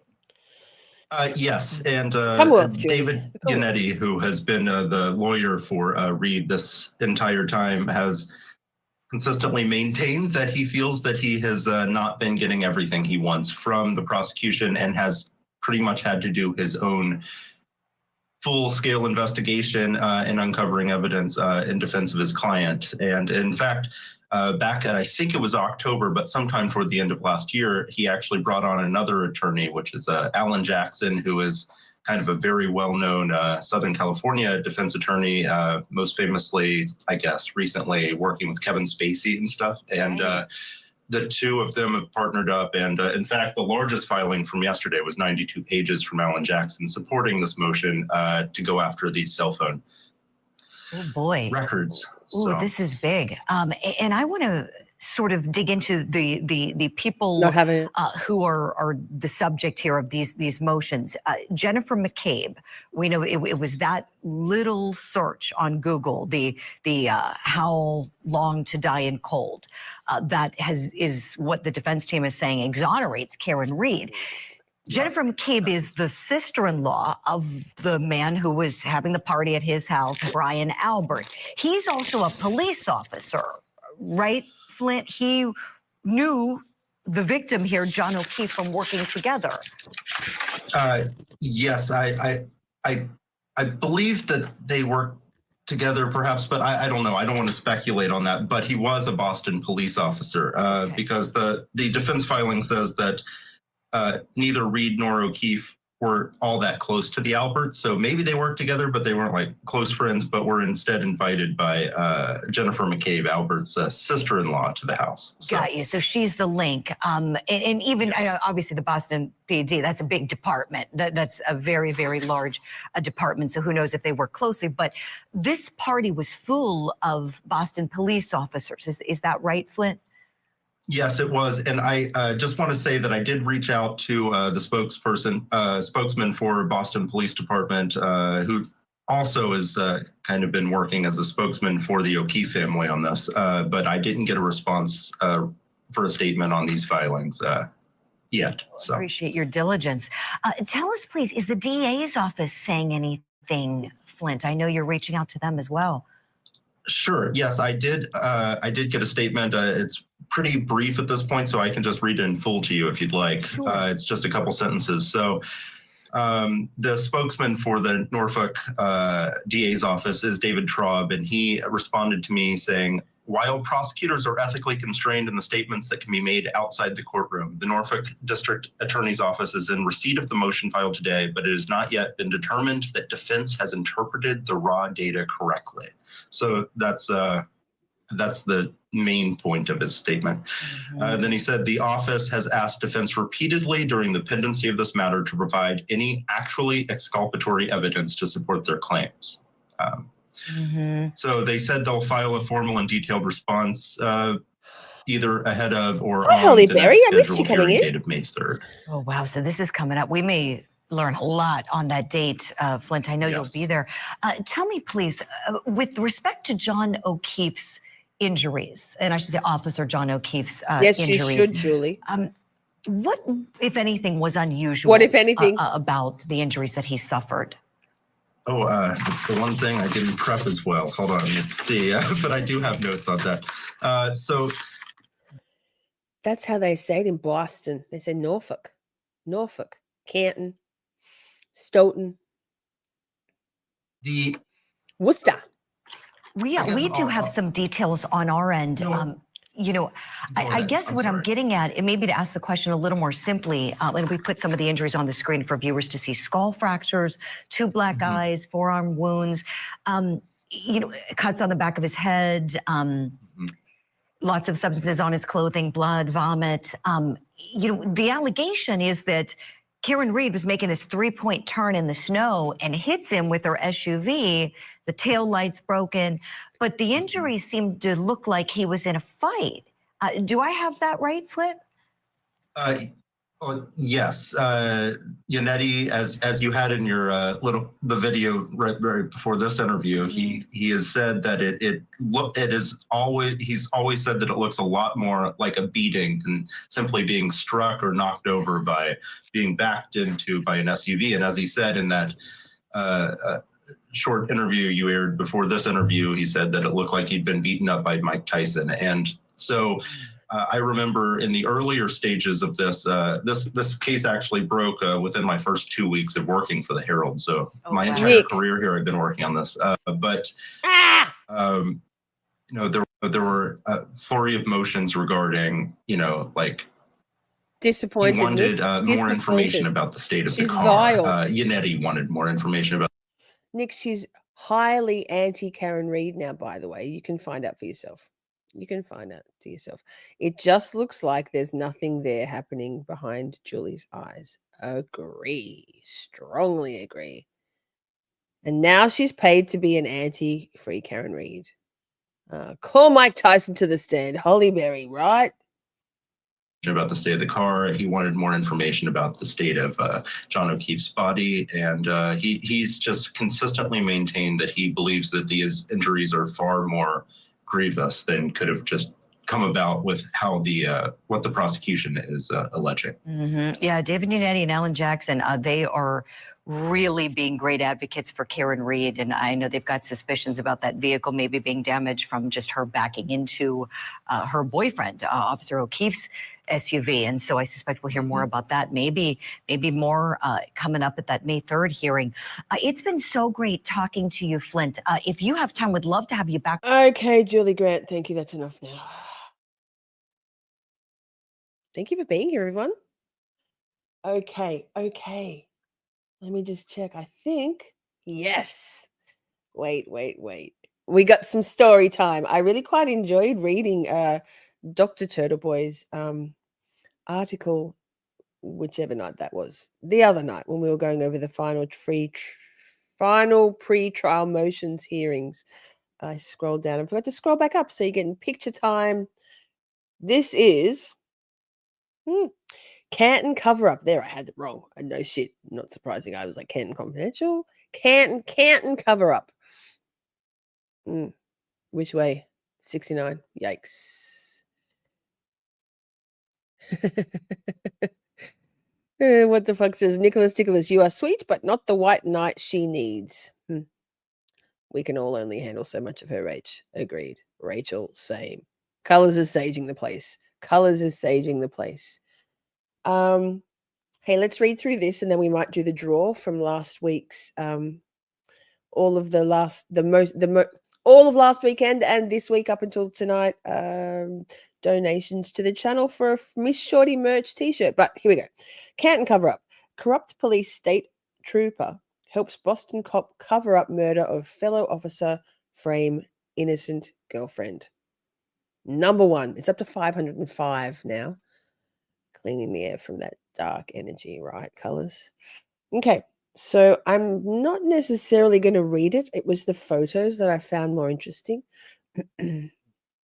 So check it out. This is definitely linked in the description box, this article. There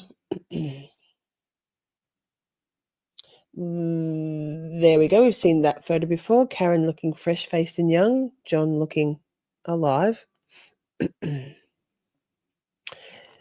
There's no shade in what I'm about to say, but Aiden is a fantastic grifter, right? Like, he deserves all the money and all the donations. I'm not saying that he doesn't. He works very hard.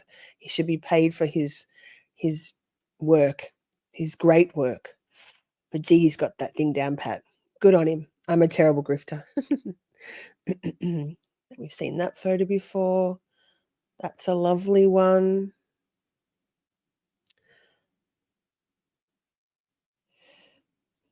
There, that's on the thumbnail of this episode. Karen with her belongings. Gee, the old walk of shame coming out of the Sally port, carrying your stuff in a bag. I've done that.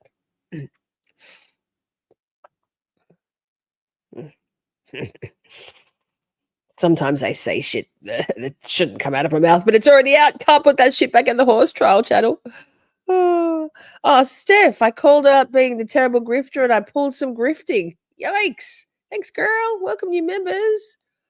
Welcome, new members. Let me get this. There's so many videos. So many. This.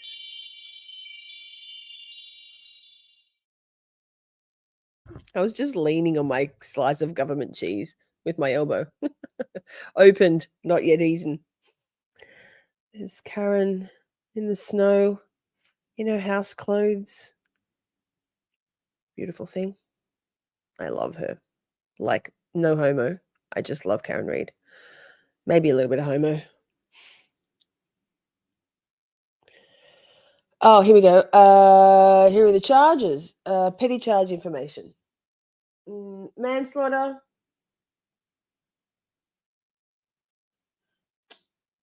That's a lot of words that my brain can't read at the moment. So there, it's all there. It's all there. It's all there. What am I doing? Ah, my mouse just went offline. There we go. Scrolling.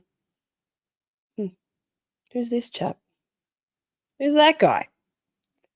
Grifter's gonna grift, right? I'm gonna try better at grifting. Considering I only just saw that I can heart your super chats and super stickers in chat. Oh, he says it all, really, doesn't it? That's that fucking worm penis head.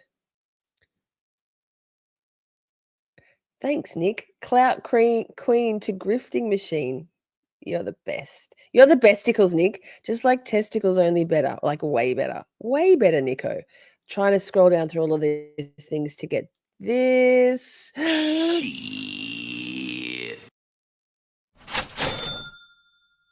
Thanks, Nico. I've got to put y'all on the list for next week's draw. That's Proctor. Ugh.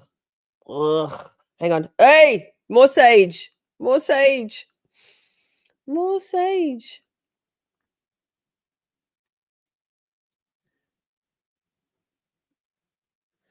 I just bought a bag of pickle chips because of Karen, ma'am, sir. Pickle chips. They sound delicious. We don't have them here. Hey. This menacing man.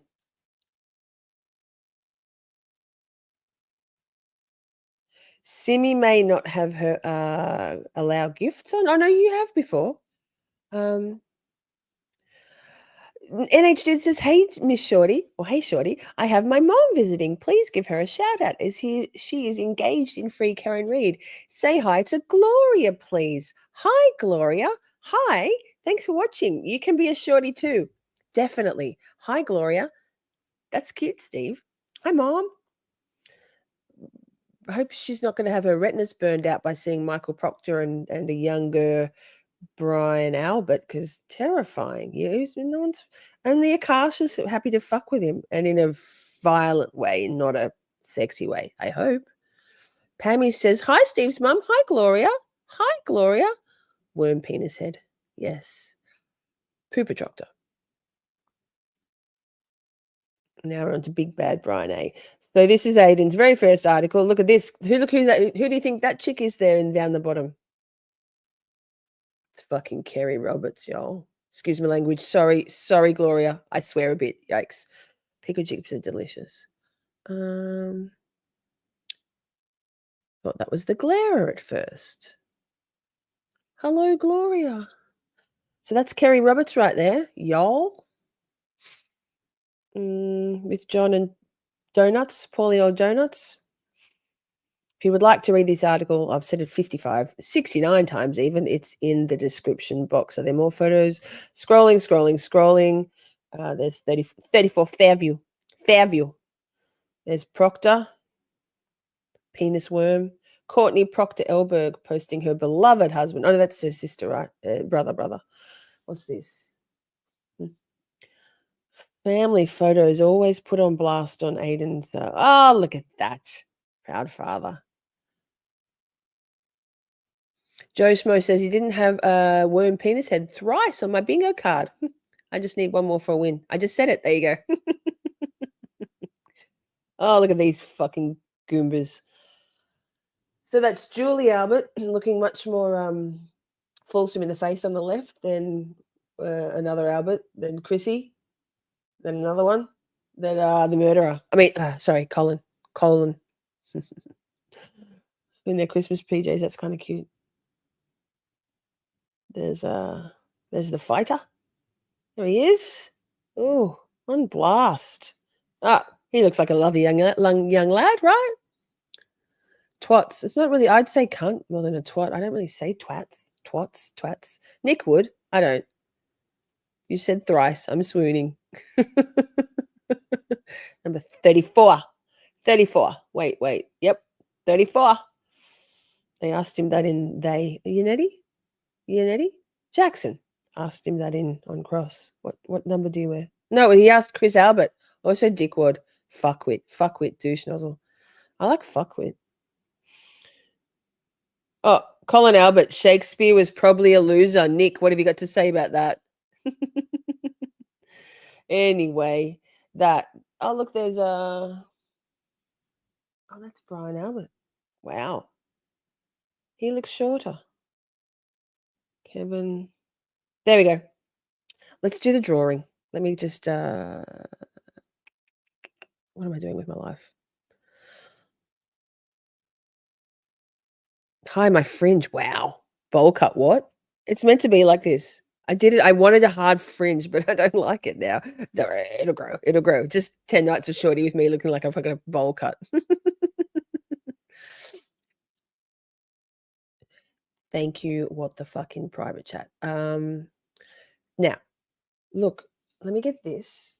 Takes a little bit of organizing. I've still got my cheese open there. Bad things are going to happen for sure. I've got the bowl here. Bowl, like my bowl cut. I did not use this for my fringe. Greeny says it's so cute. I thought it'd be cute, but I don't know. It feels like, I don't know. Colors advised me against all of it. She tried to tutor me on how to go about cutting my fringe, and I just went, and then yesterday I went, oh, it's just, I was going to get a bit more off. Anyway, and I did. And then this morning I was like, oh, well, fuck, here we are. Here we are with this fringe for the foreseeable future. So enjoy. Nick has done us a soundbite. Good luck, everybody. Well, now it gives me almost an indecent thrill to say it's time for Miss Shorty's merch raffle draw. Can I have a drum roll, please? And this week's winner is... They're very fiddly and small. And this week's winner is Mary Flynn. Congratulations, Mary. Yeah. Nice one. What the fuck, Mary? Shoot me if you're here right now. You were here before. Shoot me an email, and have a look on the merch store. Choose a t-shirt or top. These ones are on there too. Let me know the size, design, and color t-shirt you'd like. And email me and your contact details, and I'll send that out to you. Congratulations. There's something about Mary. Yes. Yay, Mary. Yay, Mary. Candy's back. Candy, I resent your mug, your funny see you next Tuesday mug. That someone stole her first ever prize winning mug from her doorstep. Rude. Had the audacity. Shorty gear is dope. It really is. There's so much cool stuff there. So all proceeds from the merch store go to paying our beautiful mod squad. But for the Karen Reid stuff, the grave concern, anything Karen Reid related goes to Karen's Defense Fund. Sidebar, we raised in total $1,808.07 in our 5 weeks of fundraising for Karen. We'll do another one in a little while. Is that hair gel? I am the best. No, I'm not. Okay. Let me get this back on the thing. Just ask me. Hey, we got another video now. That. Here we go. 2 hours in. Thank you for being here, everybody. Thank you, mods. Thank you, What the Fuck, for being backstage and for compiling this phenomenal list. It's so good. A big crowd outside the courthouse today where lawyers for the woman accused of killing her police officer boyfriend formally asked the judge to remove herself from the case. Karen Reed is facing charges in Officer John O'Keefe's death. And WBZ's Christina Hager is in Dedham with the developments from a fiery day in court. A crowd cheered Karen Reed leaving court, but this time she did not speak to the accusations against her in the death of her Boston police officer boyfriend, John O'Keefe. This time, Reed's father spoke for her. We're just gratified and we're so thankful for so many people in support of our daughter and our family. O'Keefe's body was discovered in a snowbank outside the Canton home of another police officer hosting a gathering last January. Prosecutors say she ran over O'Keefe with her SUV after dropping him off and leaving him there. But her attorneys say she was framed, and that theory has gripped the public's attention. This crowd gathered hours before today's hearing to show support. Inside, prosecutor Adam Lally requested the defense team no longer speak to the media. The hyperbole or Wait. the language. Look at Lally. I'll move the closed captions.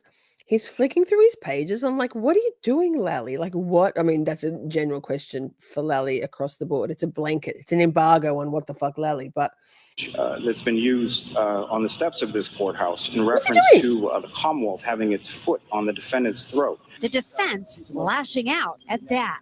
How dare the prosecution try to prohibit defense counsel from doing our jobs? How dare they ask this court to take away our First Amendment right to free speech? All this happened after defense attorneys had accused the judge of appearing biased against them, asking she remove herself from the case because of an internet post saying she allegedly knows potential prosecution witnesses, something she strongly denied. And I want to make it very clear that I reject the notion that untrue and unsubstantiated rumors spread on the internet can force a judge to recuse herself from a case. I have 2 words. Judge Beverly. Do it. Do it. I'd love that. we'd love that. Cannoni. She did not remove herself from this case. No, she did As not. for that request, though, for a gag order, she said she'll take that under consideration now, and they're due back in court in September. In Dedham, Christina Hager. Thanks, Christina. Clear. Do it. I'd love that. I'd love that. Oh, excuse me. Who said, Micah, no, we don't need that song in our head. I tell you what's in my head at the moment. Oh my God. The line about the chorus, the verse about Lally in my Free Karen Reed 2 song. We'll play it a little bit. Just in my head on loop the whole time. It's an earworm. So Butterfly says, so if she ran him over, as she said, were there tie marks on his body? That was just creative license. It was never run over. No, there was no tie marks on his body. There was no marks on his body whatsoever, actually, but for the dog bite marks and scratches on his right arm. Right arm, yes. One or the other, one of his arms, my brain, and looked like he'd been beaten up. So, and a broken skull, a skull fracture. No tie marks whatsoever because the Lexus did not hit him. Karen did not hit him. Okay, here we go. Here's a little clip of wait, what am I doing here? Let me play this. We got to get it big though. That's what she said. On a Friday night in January 2022, Karen Reed and her boyfriend, Boston police officer John O'Keefe, joined friends for drinks. We were happy, having fun, laughing, just very normal. Did you ever feel you were overserved that night, as No, they say? no. Later, Karen and John were invited to the home of a fellow Boston cop. Neither knew him well. What happened next is disputed. Karen says they pulled up to the house and she waited in her SUV while John went to check things out. She says she watched him go to the door, put his head inside, then nothing. I texted him, I called him, and within minutes of Joe Schmo says, Miss Shorty, we're going to have a chat about those dog bite marks. Those dogs don't just leave bite marks on the top of the arms. They have underbite clampage. Chloe was not a canine. Chloe was, rest in peace, Chloe. Chloe was just a mutt. She was a rescue dog. She wasn't an attack dog. There's no other explanation there. I'm going to push back hard on that, Joe. Their dog bites and scratches. In my opinion, Chloe was being trying to be pulled away by, in my opinion, Brian Albert, while Brian Higgins was beating on John, allegedly. No, fuck it, that's what happened. And Chloe was, and actually. Civilian dogs, pet dogs, it will be testified by Garrett Wing, I guarantee you, that civilian dogs actually don't do a clamp in. They keep going at it. They don't grip and hold. Canine dogs are trained to grip and hold. Police dogs, not civilian dogs, aren't trained at all. They're just so we can have a chat about it, but that's not one I'm going to like I just no. Sorry. Of him exiting my car, in my opinion, answering his phone, minutes. So what happens next? I left. She drove home, fell asleep. When she woke early, John wasn't there. She went out searching, and 6 a.m. found him lying unresponsive in the snow and bitter cold in front of the home where she dropped him. His eyes were swollen shut. He had blood dripping out of his nose. She blurted out her thoughts as first responders arrived. Did you say, I wonder if I hit him? Did I kill him? I said, could I have hit him? The Massachusetts State Police concluded Karen did hit John. Their version, Karen and John argued in the car. John got out, Karen backed into him, hit him, and drove away. Police say they discovered pieces of a broken taillight at the scene. In court, a prosecutor read from a first responder's interview, quoting Karen. Defendants then made several statements to her indicating, I hit him, I hit him, I hit him, I hit him. Karen was charged with second-degree murder. That was 4 times Lally. Not guilty. I have an innocent client. Boom. Alan Jackson, Karen's high-profile attorney, believes John was set up that night. John walked into an element of hostility in that house. He has argued in court there were people in the house who had a you won't get history. Acquiescence or shifted that one though, Joe, from this community. Was sucker punched, fell. We can talk about it. And then ultimately, but I won't change my mind on that one. The defense claims a cover-up. The Massachusetts State Police is involved. There are people that were in that house that are involved. Alan Prosecutors Jackson. deny that. They filed a motion demanding defense attorneys stop talking to the media. Both sides are due back in court on Tuesday. For today, Dennis Murphy, NBC News. Thanks, Dennis. Okay, so we're about halfway through the tabs I have up here. We'll see how we go. If you look, the trial channel says if you look at the more graphic images from Dr. Russell's voir dire, it does not look like a Lexus taillight bit, John. I mean, Lexus don't have no teeth, do they? Okay, next tab. Share this instead. Yes, please. That's what we want. Oh, this is a 5-minute clip. Here we go. Whoa. Beaten in the basement, dragged. I don't know why that last clip was so quiet, but this one is louder. Sorry if it bursted your earballs. Out through a bulkhead and left in a snowstorm to die in the cold. That's how Karen Reed's family claims John O'Keefe was killed in the town of Canton. They shared that theory with 25 Investigates reporter Ted Daniel. Ted spoke to Reed's parents for nearly 2 hours about their fight to prove their daughter's innocence. It seems logical that police would have looked at Karen Reed as a possible suspect. One of her taillights had fresh damage. She openly questioned if she hit John O'Keefe, and prosecutors say she left him a voicemail that night saying she hated him. Those are some of the facts being used against her, but Reed's parents and thousands supporting her say there's so much more to this story that doesn't add up. She's from Taunton with a career. Taunton. You're welcome, Greenie. This not many of the things we do on our live streams are solely my idea, but this one was my idea. I'm like, that's a great idea. We have to fill up. I was like cursing the voir dire process that that it took an extra week before opening statements were to be had. And I'm like, hey, I've got 10 nights of Shorty to fill. What can I do? What can I do? And this came to me, and I'm like, fantastic. And then motion to screen, what the fuck, said, hold my beer, let me pull the clips for you. And I said, I love you like so much. Thank you.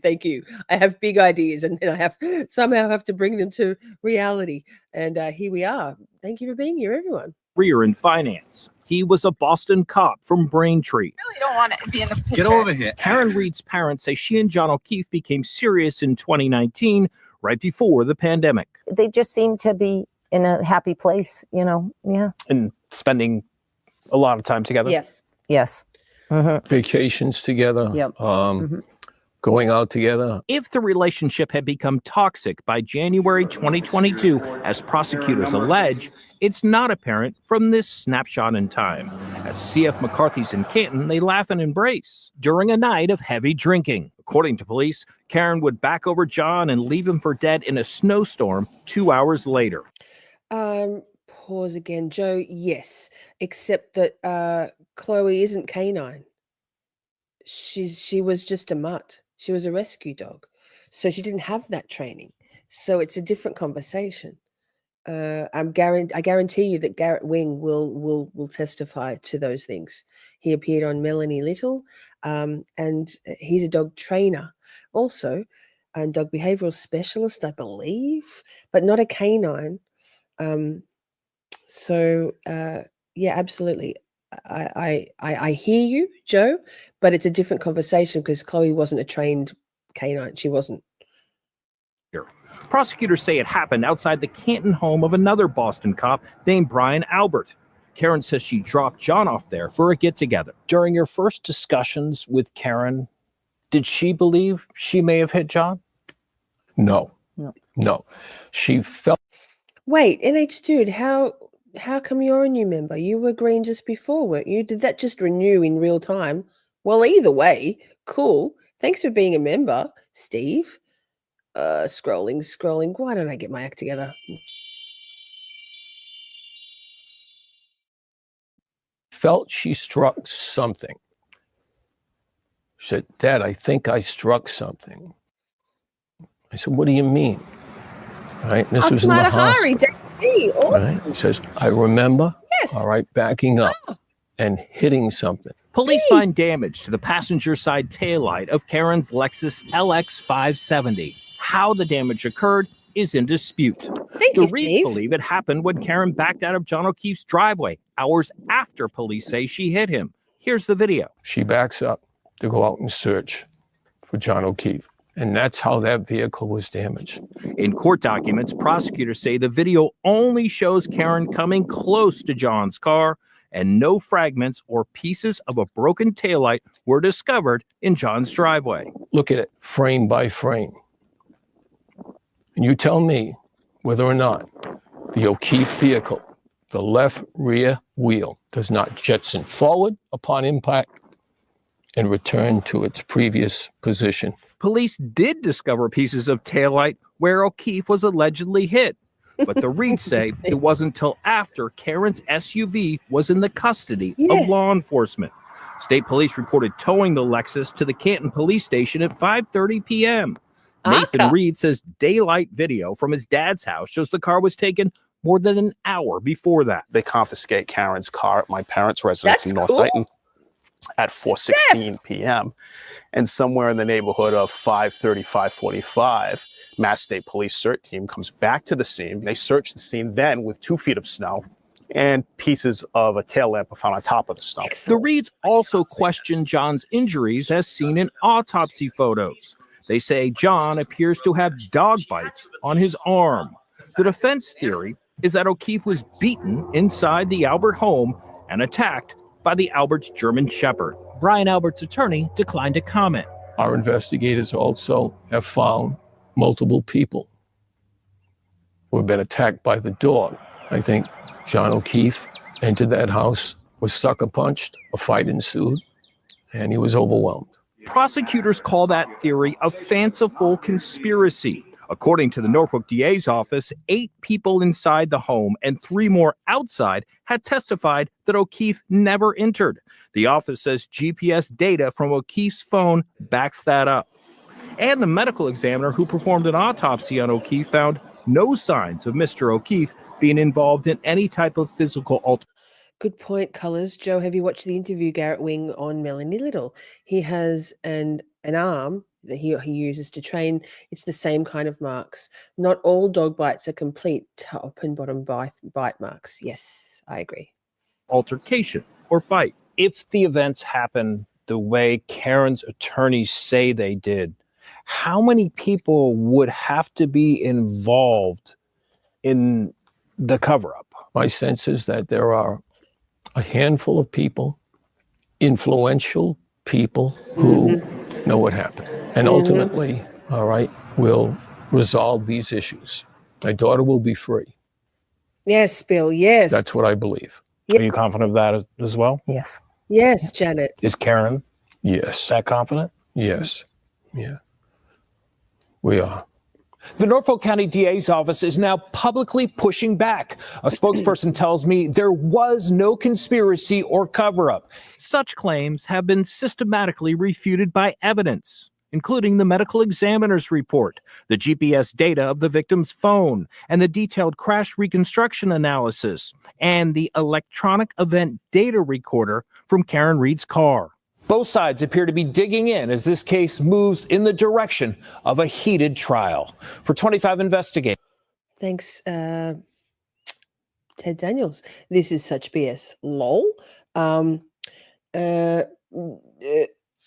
Excuse me. Joe says, I do need to watch that, but complete top and bottom marks is a subjective term. I don't know. You just said before that there will be top and bottom marks. I know myself, my Poppy, often in her frenetic enthusiasm to be live with us, puts her claws up onto me and she mouths me, and I get marks on the top of my arm from both, like blood blisters. She doesn't break the skin because she's not savaging me, but never anything on the bottom.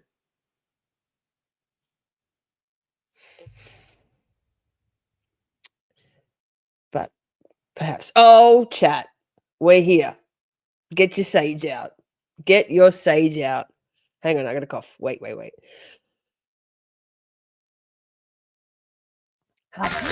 they're so good for you. So good, vapes are so good for you. They're so good for you. Ask me. Okay. So, Meatball Morrisey, the hostage video. I had not seen this in totality. So, it's 5 minutes long, for goodness sake, where he professes the innocence of all involved. It is an interesting discussion point. No, I love it. Late to the party. But yes. This will be the first statement of its kind in my dozen years as Norfolk District Attorney. The harassment of witnesses in the murder prosecution of Karen Reed is absolutely baseless. It should be an outrage to any decent person, and it needs to stop. Wait, Candy, I have got a sound bite for you for that, but give me 1 second. It's right down the very bottom. I don't use it very often, but enjoy. Don't get too much water in your mouth.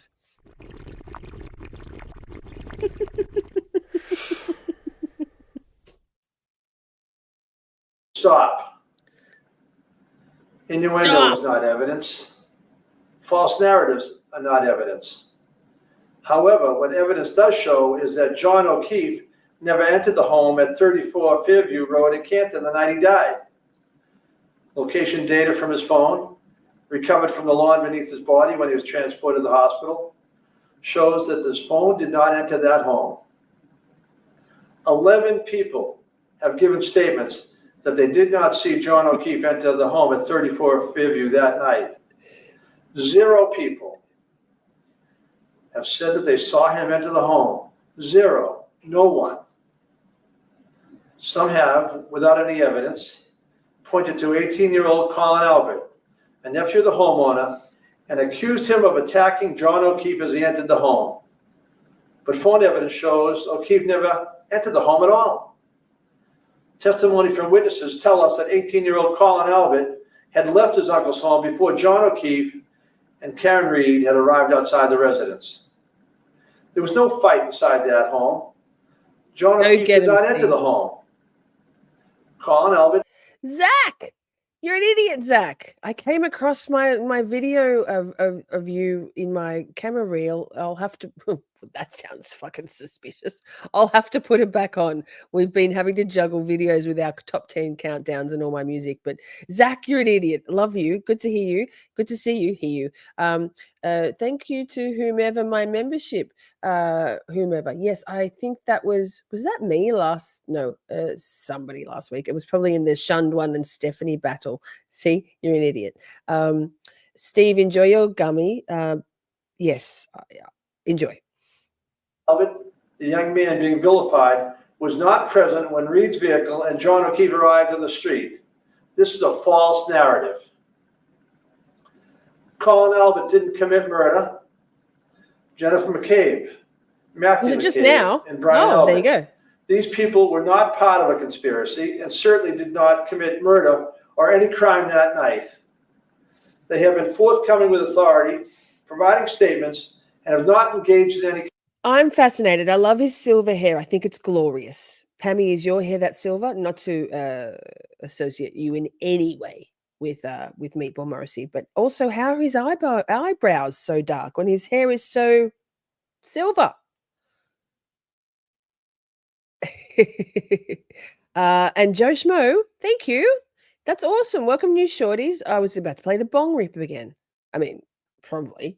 I'm not a bong person these days, but each to their own. Thanks, Joe.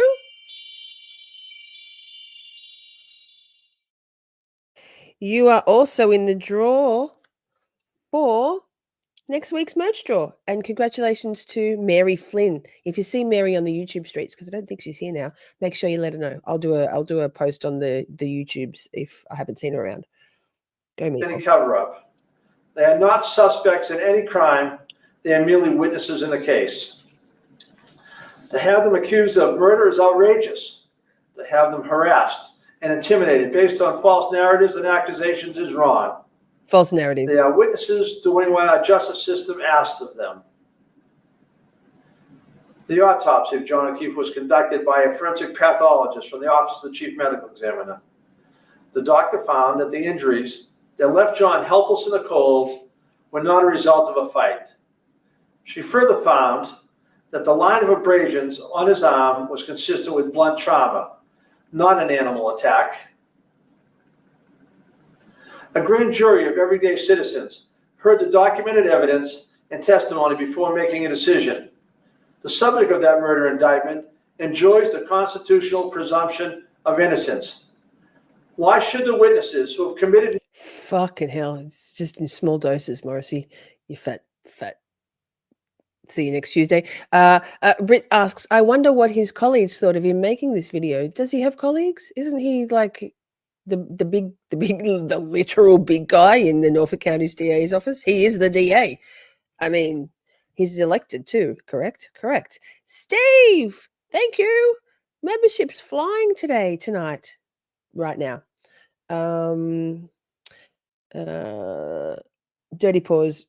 He does have the ability to lift one eyebrow and not the other. I can do it inadvertently, not as well as say, Gazella of Grizzly True Crime. He looks like a puppet. no crime be afforded less by members of the community. They should not be harassed for telling the government what they heard or saw. I'm asking the Canton community and everyone who... Canton. Brandy Hughes dance in line. Hey, shorties, who's ready for Child Tuesday? Born ready, terrified, trepidation would be the word. So ready. We'll be doing nightly recaps for the first 4 nights and then weekend recaps here on Camp Shorty. Like finally. I looked up last year, her first trial started on the 29th of April. I thought it might have been rather fortuitous and weird if it were to be the same date, but it was Tuesday, the 29th of April last year. Anyone who feels invested in this case to hear all the actual evidence at trial before assigning guilt to people who have done nothing wrong. And certainly before taking it upon yourself to harass citizens who evidence shows have done nothing in this matter but come forward and bear witness. We try people in the court and not on the internet for a reason. The internet has no rules of evidence. The internet has no punishment for perjury. And the internet does not know all the facts. 100%, Conspiracy theories are not evidence. Oh, fuck's sake. The idea that multiple police departments... Shut up. Colors says he was trying to prejudice the potential jury with this. Absolutely reprehensible. Akasha says, oh my God, I cannot lift one eyebrow either. My first younger sister can. I've tried for years. I can do it sometimes, but I don't, not if I try to. Salty Sleuth says, this case is a hot mess. Yes. If this guy is a puppet, he's a meat sock puppet. Yeah. I'm ready, not ready for 6 a.m. spanky. Oh, Candy, are you on the West Coast? Well, Lord. No, I have bangs. I've had bangs for a while, Zach, and I got the scissors out yesterday, and I went hard. So here we are. We're here now. This is where we live with these bangs for a while. Oh, Shorty, happy to see you back on Free Karen Reid. You rock. Oh, we'll stay with you. You rock and your mods rock. Oh, thank you. Yes, our mods are the best. Best mods, best chat, best community, hands down.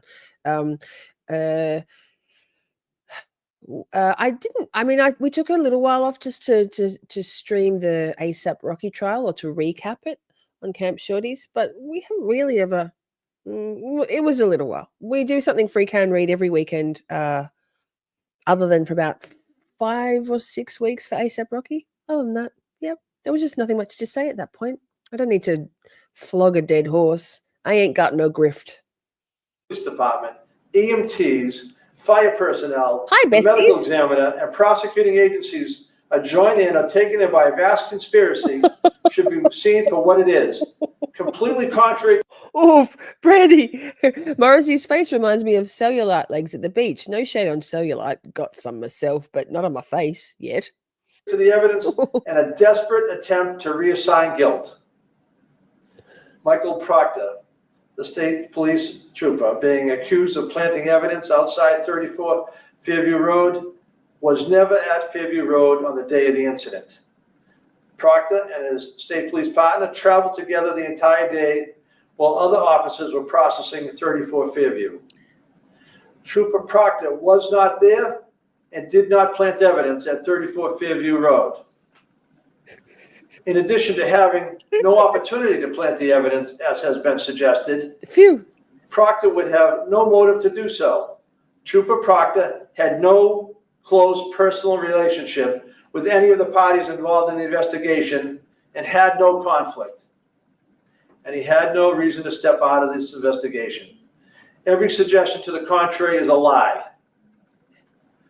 I'm going to say, Akasha says, why is his nose so tiny and weird? I don't know if y'all have ever seen sorry, perhaps too graphic, but have you ever been naked with a very, very, very large, overly obese man?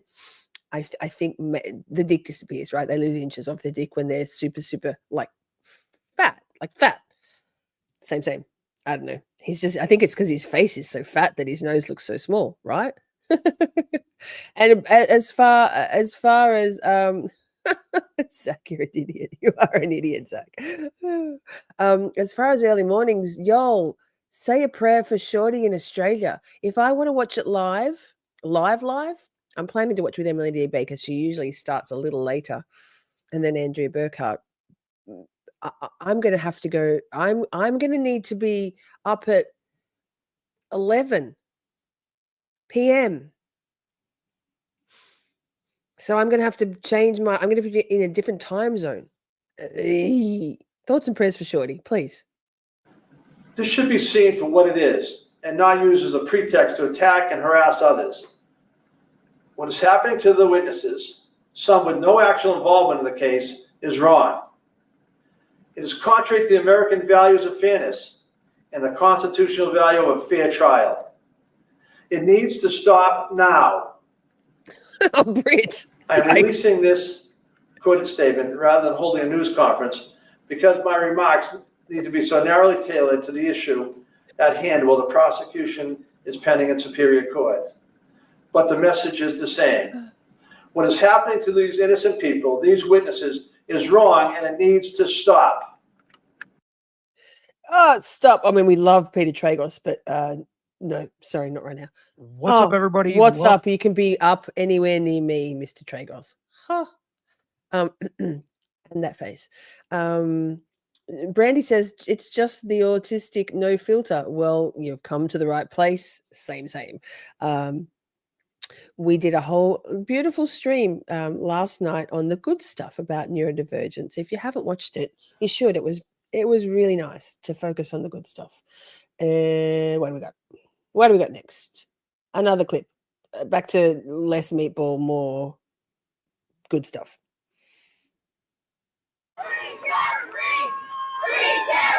Loyal supporters cheered as Karen Reed made her way into the courthouse. Reed is Hi, charged Michael. in the death of her boyfriend, Boston police officer John O'Keefe. Prosecutors allege that after arguing with O'Keefe, Reed dropped him off at a fellow officer's Canton home, then backed into him with her SUV and left him unconscious in a blizzard. Today, her attorneys asked the judge to drop Reed's $80,000 bail, saying she needs that money to clear her name, and she will. There will be no conviction because the evidence establishes her innocence. There is no jury anywhere who will ever vote to convict her for a crime she did not commit. Reed's attorneys accuse the district attorney's office of failing to follow the real evidence in the case and of continuing to withhold key evidence from the defense, including O'Keefe's clothing and taillight pieces recovered at the scene. A year and a half, and the defense still has not been allowed to so much as look at the physical evidence that the Commonwealth has had in its possession for 21 months and has so desperately withheld from the defense out of fear of what it might show. Any suggestion that we're desperately withholding evidence from the defense as we're afraid of what it might show is just patently ridiculous. Prosecutors say the evidence continues to be tested at the state crime lab. Once this sort of round of testing is completed, we will certainly pick those items up and make them available for counsel. Now, the prosecution is asking that the bail remain intact. The judge has taken that matter under advisement. Before I go to the next one, I would like to watch it with Andrea Burkhart. I know of a particular pirate type who happens to frequent that channel, and I don't know if I can. I struggled with watching her coverage of the pre-trial motions hearing, just knowing that that person was watching. Michael says, good evening, motion to screen, what the fuck granted. I am ready for Tuesday. Same. It's been long enough. Defense Diaries. But yes, I'm going to try it. I did watch it last time with Emily D. Baker and then Melanie Little. So I watched every day twice. This time, if I can have the time, sometimes there are 3 times. I think probably EDB and Andrea. Defense Diaries also great choice. Broken Baker, the Defense Rest are streaming. I think Miss Mandy Reacts is doing a network of streaming with a bunch of channels. So there's spoilt for choice. Spoilt for choice. The YouTube world is your Karen Reed oyster in the next little while, right? Here we go. Share this tab instead. Yep. In court today, and she was joined by a wave of support outside. Protesters gathered in opposition to the charges she faces. Now, Reed is accused of killing her boyfriend, a Boston police officer. The demonstrators outside today say Reed has been framed. NBC10's John Maroney was in court today. Justice and joins us live TV, with exactly. details. John? Corey, the barricade still set up outside the courthouse here in Dedham. This has become an emotional case, and a trial date has now been set for after the first of the year. Karen Reed arriving at Norfolk Superior Court, greeted by a large vocal group of supporters. indicted for killing her boyfriend, Boston police officer John O'Keefe. It's awful what they're doing to her. She needs our strength. In court, Reed and her attorneys asked Judge Beverly Cannon to eliminate the defendant's bail because of mounting legal and health expenses. In addition, they demanded access to evidence they say prosecutors are withholding, with dozens of items still waiting to be tested at the state lab. The defense still has not been allowed to so much as look at the physical evidence that the Commonwealth has had in its possession for 21 months and has so desperately withheld from the defense out of fear of what it might show. Any suggestion that we're desperately withholding evidence from the defense as we're afraid of what it might show is just patently ridiculous. Reed was charged a year and a half ago with killing O'Keefe. She's accused of hitting him with her SUV and leaving O'Keefe in a snowbank outside a Canton home belonging to another Boston police officer. She denies the allegations, arguing instead she's being framed for murder. Reed left court with her attorney, Alan Jackson, after the nearly 2-hour hearing. She didn't speak, but her attorney did, taking aim at Norfolk County DA Michael Morrisey. So listen up, sir, and I'll speak slowly so you understand. Michael Morrisey, we ain't got no quit. All grift. Now, the judge did set a number of deadlines related to that outstanding evidence. No ruling on whether or not the bail will be reduced. The trial date is set to begin. The trial itself is set to begin on March 12th. We're live in depth. John Maroney, NBC10 Boston. All right, John. But that did not happen. Hey, let's let me just make sure I know what screen I'm going to be up to. Shall we have a little brief song break? A song break. It's a free Karen Reid song, and then we're going to write some more tomorrow night. Zach, if you promise to drop by and torment, I will be happy. We love you tormenting us all the time.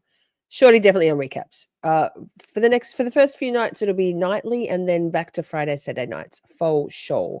Okay. Un momento, por favor. Couple of little things to set up here. Walk and talk, chat. Walk and talk. Should have done that first.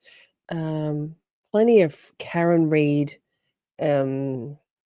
songs flying these days. If you haven't seen the phenomenal How Dare You by what's it called? Some Flopsy Go Getter. So good. It's linked in my final pre-trial motions hearing description box. We watched it the other night a couple of times. The AI in it is phenomenal, and the song's a banger also. Not Miss Shorty, not a Miss Shorty tune. But wait, so much scrolling. Lord have mercy. This now some music. The supreme leader decrees it. Oh my God, I moved it back again. Fuck. Terrible transitions by me. Sorry, chat. Where did it go? Lordy Dordy. Here we go. Enjoy. Hanky spanky, why so cranky? Meatball Morrisey. Disruption to corruption. Free Karen Reid, that's me. Action Jackson and Yannetti building the dream team. Liza Little, Tory, Georgia, let's see energy.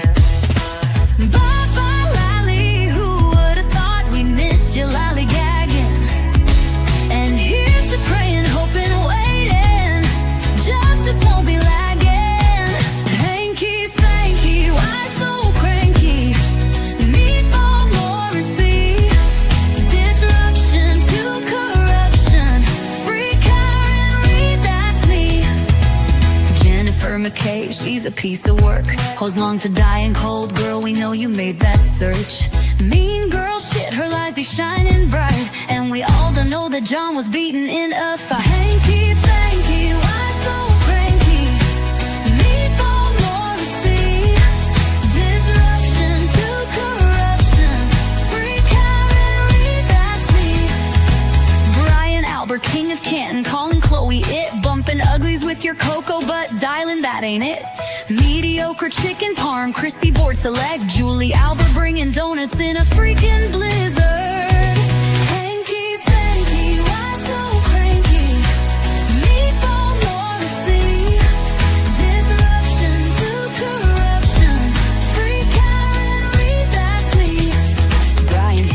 got no game, weed whacker. Where's the Jeep? I'm in the blue bubble. Haha, the Lexus did not hit. Bet the homeowners will cop some shit. They said to Michael Proctor. Nope, he said not happening. Oh, how the lofty fall. Hanky Stanky, why so cranky?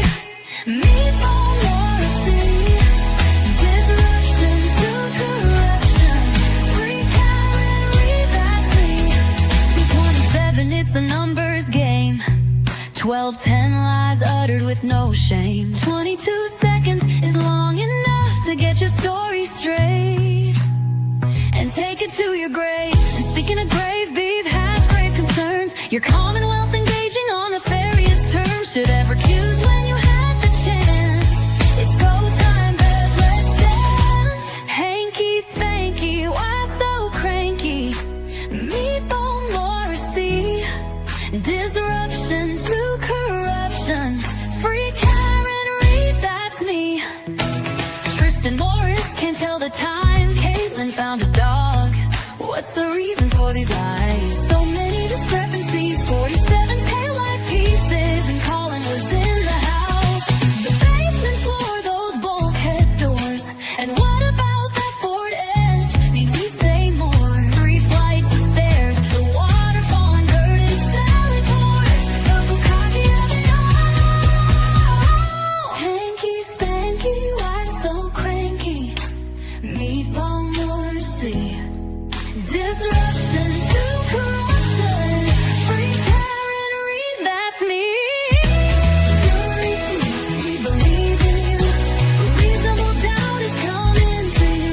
Free Karen Reid is what you need to do. 'Cause justice for Officer John O'Keefe needs you.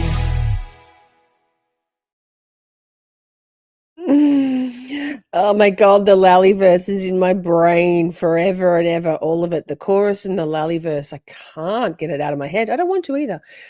So back to the chronology of it all. Let me see what I've got. This one's easier to find. Fingers crossed, because I stopped sharing screen. Make better choices, Miss Shorty. Lol. Let me just find. There's so many tabs here. Just walk and talk, chat. Walk and talk. Nah, further up. That's what she said. Not really. I don't know. Here we go. Wait, I just think I saw it. No, walk and talk, walk and talk. I really fucking shot myself in the foot getting rid of that share screen, but it looks better without it there. Okay, slowly.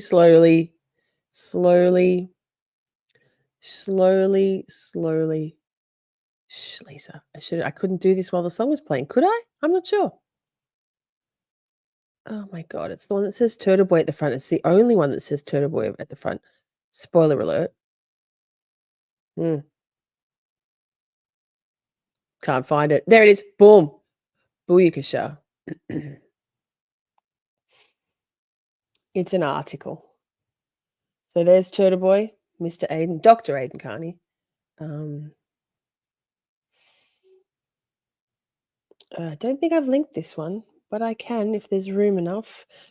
Photos. There he is. Love that he was wearing his Free Karen Reid hoodie. There's Tommy CPU, Free Karen Reid, and that. Beautiful. Okay.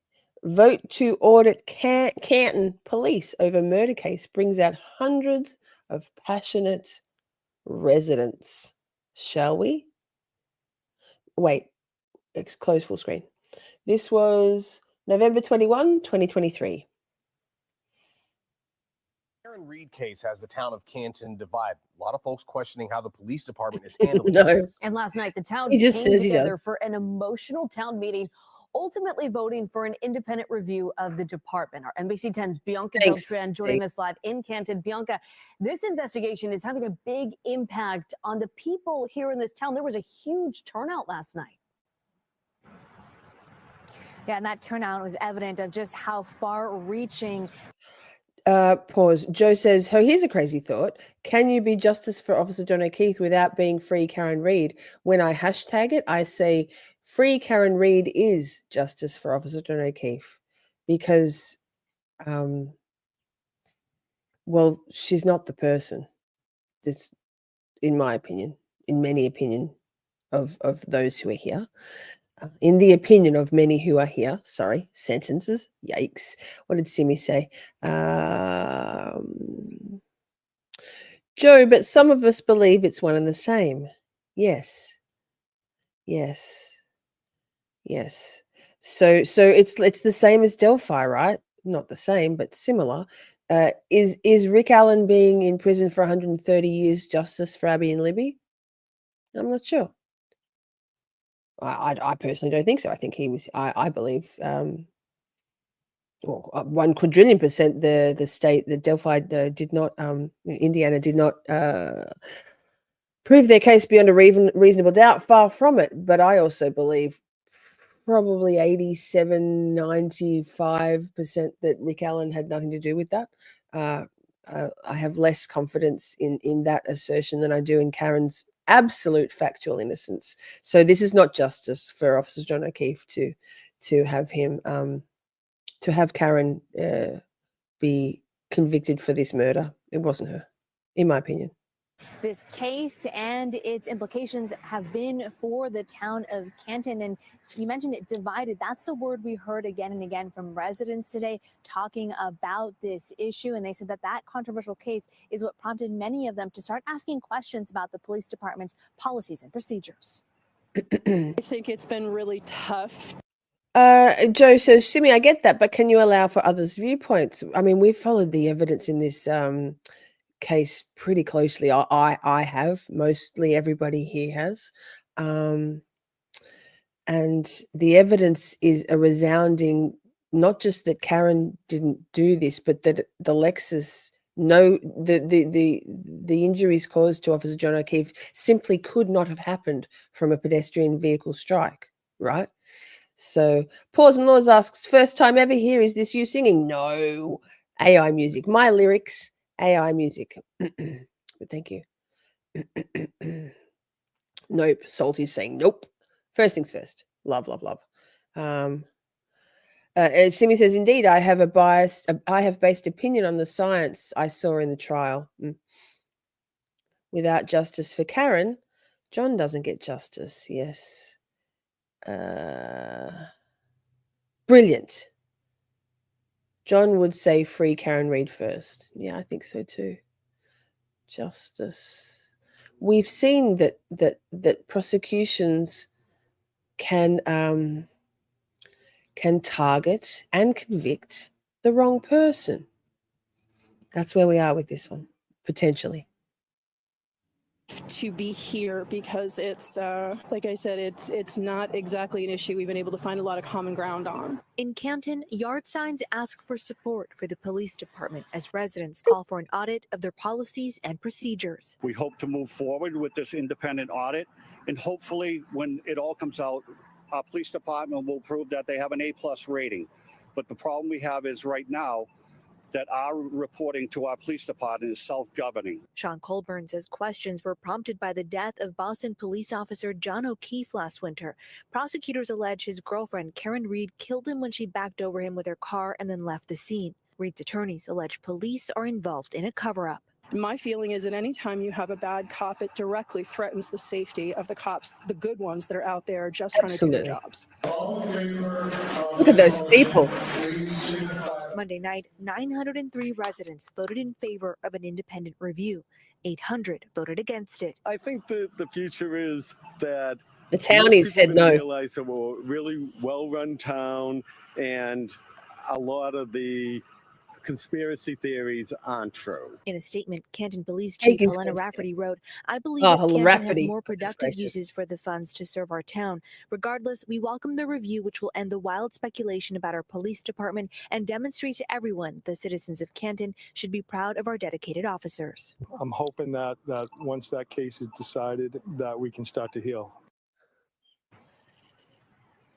And now town leaders will be working with petition organizers to form a committee that will be tasked with using up to $200,000 of town funds to select the firm that will conduct that audit. Reporting live in Canton, I'm Bianca Beltran. Oh, she said her name nicely. It's science, bitch, right? To quote Breaking Bad. Science, y'all. Thank you for being here. What do we got next? Is it a video? Let me see. I think, no, it's an article. Let me get to the next thing. Let me see what we got next. Walk and talk chat, another article. Oh, no, it's law and crime. Is it an article or is it a video? Oh, I think I got confused along the way a little bit because it's me. Because it's me. No, article. Stick with the videos. That's what she said. Here we go. Here we go. So, Colors says the amount of innocent people locked up is sickening. The numbers are surprisingly large. Very high. Very high. Bacon cake. I'm not sure about that. Possibly. Could be. Did they subpoena Colin's phone? Colin wasn't in the house, Britt. Colin was in the house. Disgraced former trooper Proctor no longer has the badge or legal protection. I hope his story changes as to what actually happened with the investigation.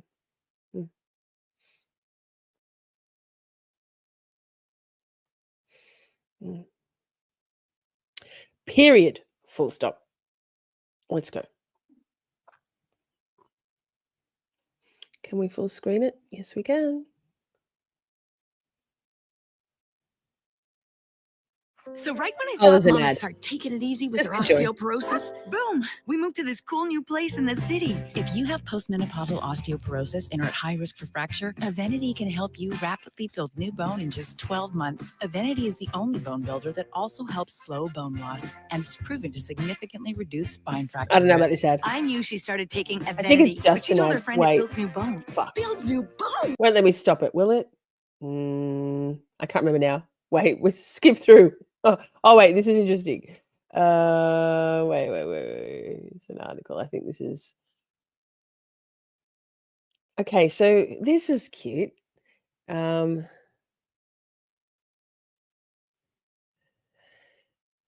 he wants them out so bad, Arca, right? Even if you weren't sure, that would should raise an eyebrow. Yes, he does protest very heavily, the old Hank Brennan, providing you can raise one eyebrow. Ducking says, I step out for 4 minutes and look at all I missed. There is nothing sexier than science other than words and Bob Alessi. So good. I don't think he can plead the fifth. I don't think he will because he's already testified in the first trial, right? That's Proctor.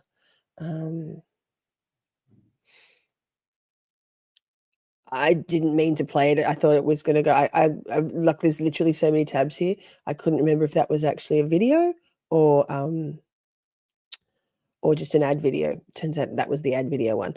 So here we've got the John's, excuse me, ex-girlfriend. What's her name? Colors knows. What's this chick's name? I see in the article here. Very dramatic. She's called John's cell phone. Yada yada yada. I think that she's just trying to get her boobs in an article. Really? Okay, girl. Next. Okay.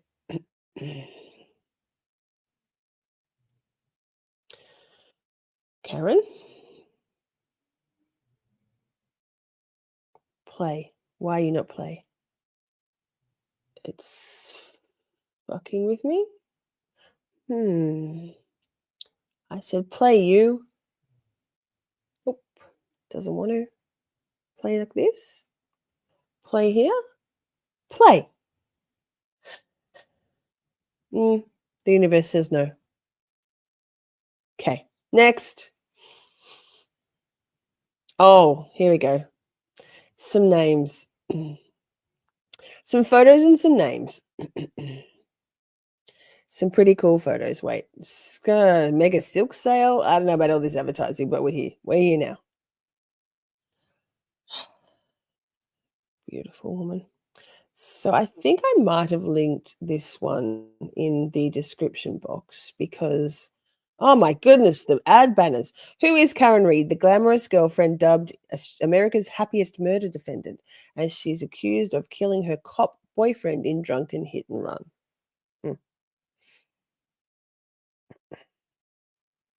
Let me go back. Karen, look at all those ads. Yikes. Boston Globe.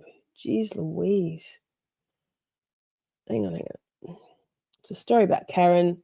There's some free Karen Reid, folks. Sorry about all the crazy ads going around there. It's pretty vile.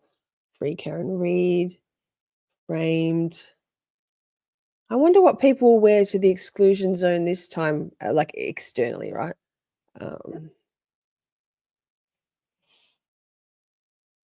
Karen, I love that photo. So determined. These people, these amazing people. It's very small for you. I'm sorry. That's what she said. Carrie Lama. She's horrible. She was one of the ones that piled on me in the early days. Anyway, there's Karen looking tired and over it. As you would be. So I'm going to drop this into the chat if you want to have a look at this, because I can't remember if I put it in the description box, and I can't guarantee that I will after. So if you would like to read that, you may. Did I press return? Apparently not. Space return? It doesn't want me to send it. Oh my God. What are you doing now? Not you guys. Sorry, just some random shit just came up on my screen. Nick, why are you talking about silk? There we go. Posted. Finally. Hey, we're coming towards the end of my tabs. Not completely. Walk and talk chat. Another article. Here's a video.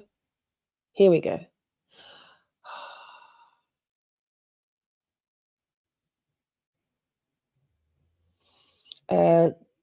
Trigger warning. This is some of the footage from the dash cam. First look at police dash cam as the first officer arrives at a Canton home early that snowy morning. When I arrived, I saw Miss Reid looked like she was giving CPR to him, and she had blood on her face. Officer Stephen Seraph says.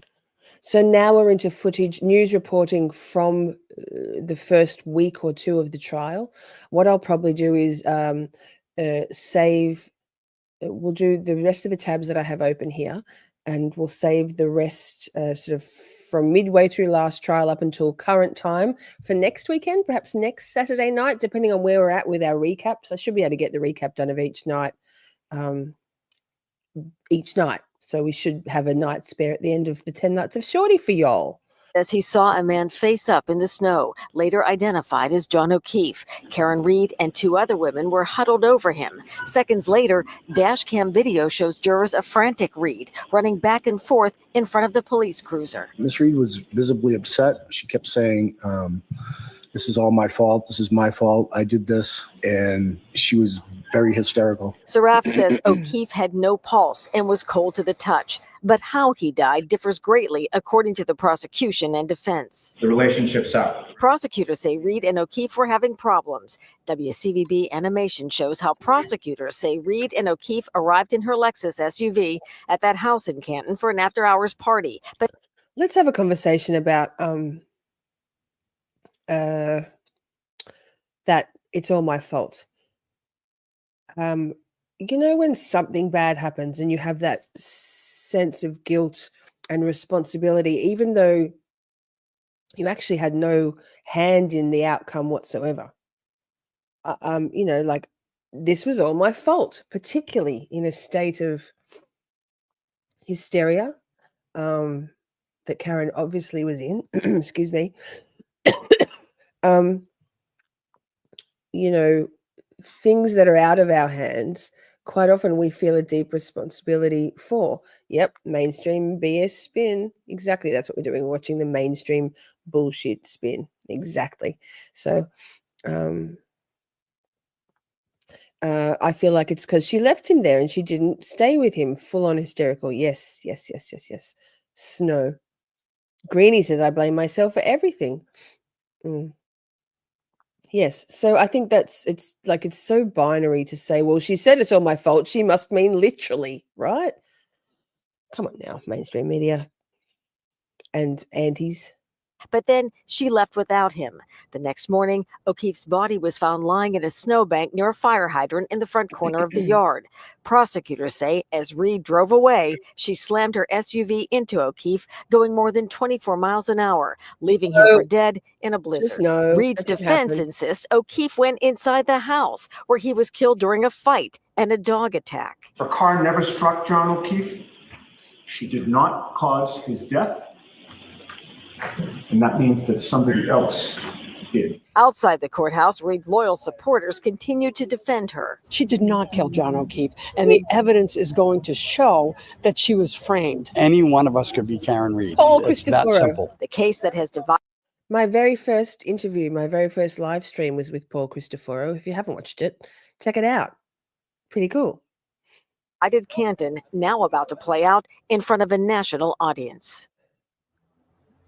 It is quiet at this hour, but there are a lot of media outlets here. Everything from Court TV, which is planning gavel-to-gavel coverage, ABC's 2020, Inside Edition.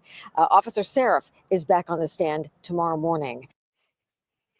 I've forgotten all about Seraph. I didn't watch a lot of the trial. I listened to most of it.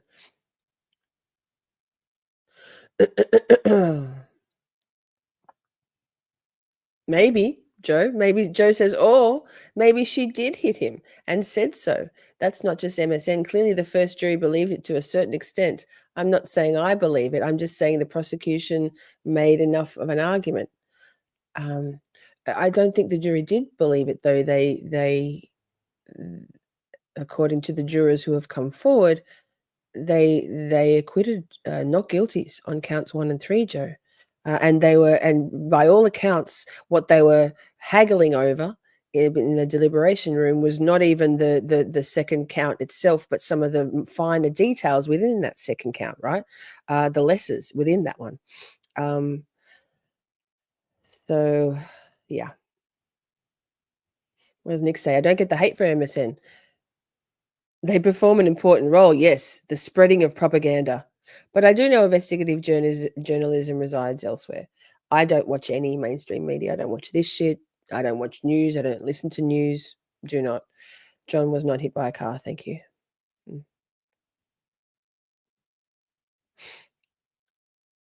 Reasonable doubt.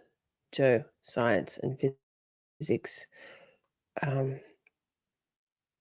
I know a place you can watch Seraph's testimony. Yes. The trial channel has all of the Karen Reed trial version 1, Mac 1, 1.0, defluffed in playlist, organized in chronological order, a witness per video, but for some of the longer witnesses on the stand, like Jennifer McCabe's in a couple of bite-sized pieces. And the trial channel will be also bringing the same amazingly edited content to you, just defluffed, no editorializing on her channel for Karen Reed V2. If you haven't already subscribed to the trial channel, you need to. One of my favorite channels, the trial channel, Joe Schmoes, Salty Sleuth, Just to Serve TV, who else? Emily D. Baker. Blah, the list goes on and on. Big and small. Oh, that was over. Fuck. Just to orient everybody. Pause. Next. Hang on a sec. My browser has decided to lose audio from the next tab. It's just told me up the top. Un momento, por favor. Let me see if I can get it back. If I exit, I just have to exit out of this one. Can't play this tab because StreamYard sucks balls. Go away. They're just going to do it to me again. No. Walk and talk chat. Wild. It hasn't done that to me for ages. Hang in there. Un momento. Hang on. Let me play Hey Massachutes while I sort this out so you don't have to have me just speculating as to how I can make this work again and finding the right tab. Hang on. Hey, Massachutes, what the actual fuck? Lost your freaking minds investigating some silly ducks.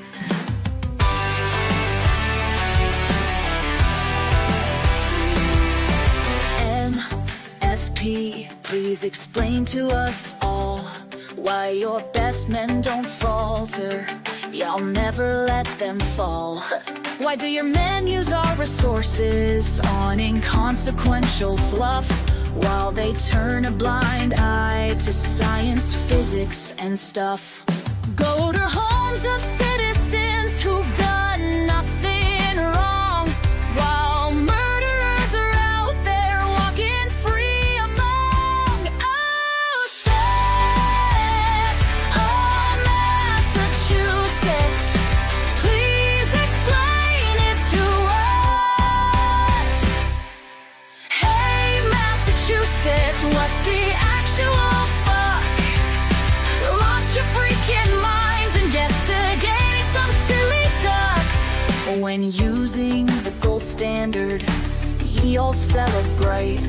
Tell us, why can't you ever seem to get it right? You expect we'll believe the data isn't there. You truly imagine that Massachusets don't care. Well, I've got news for you. The whole world is spying. Consider yourselves on notice. This bullshit we ain't buying. Oh, Massachusets, please explain it to us. Hey, Massachusets, what the actual fuck?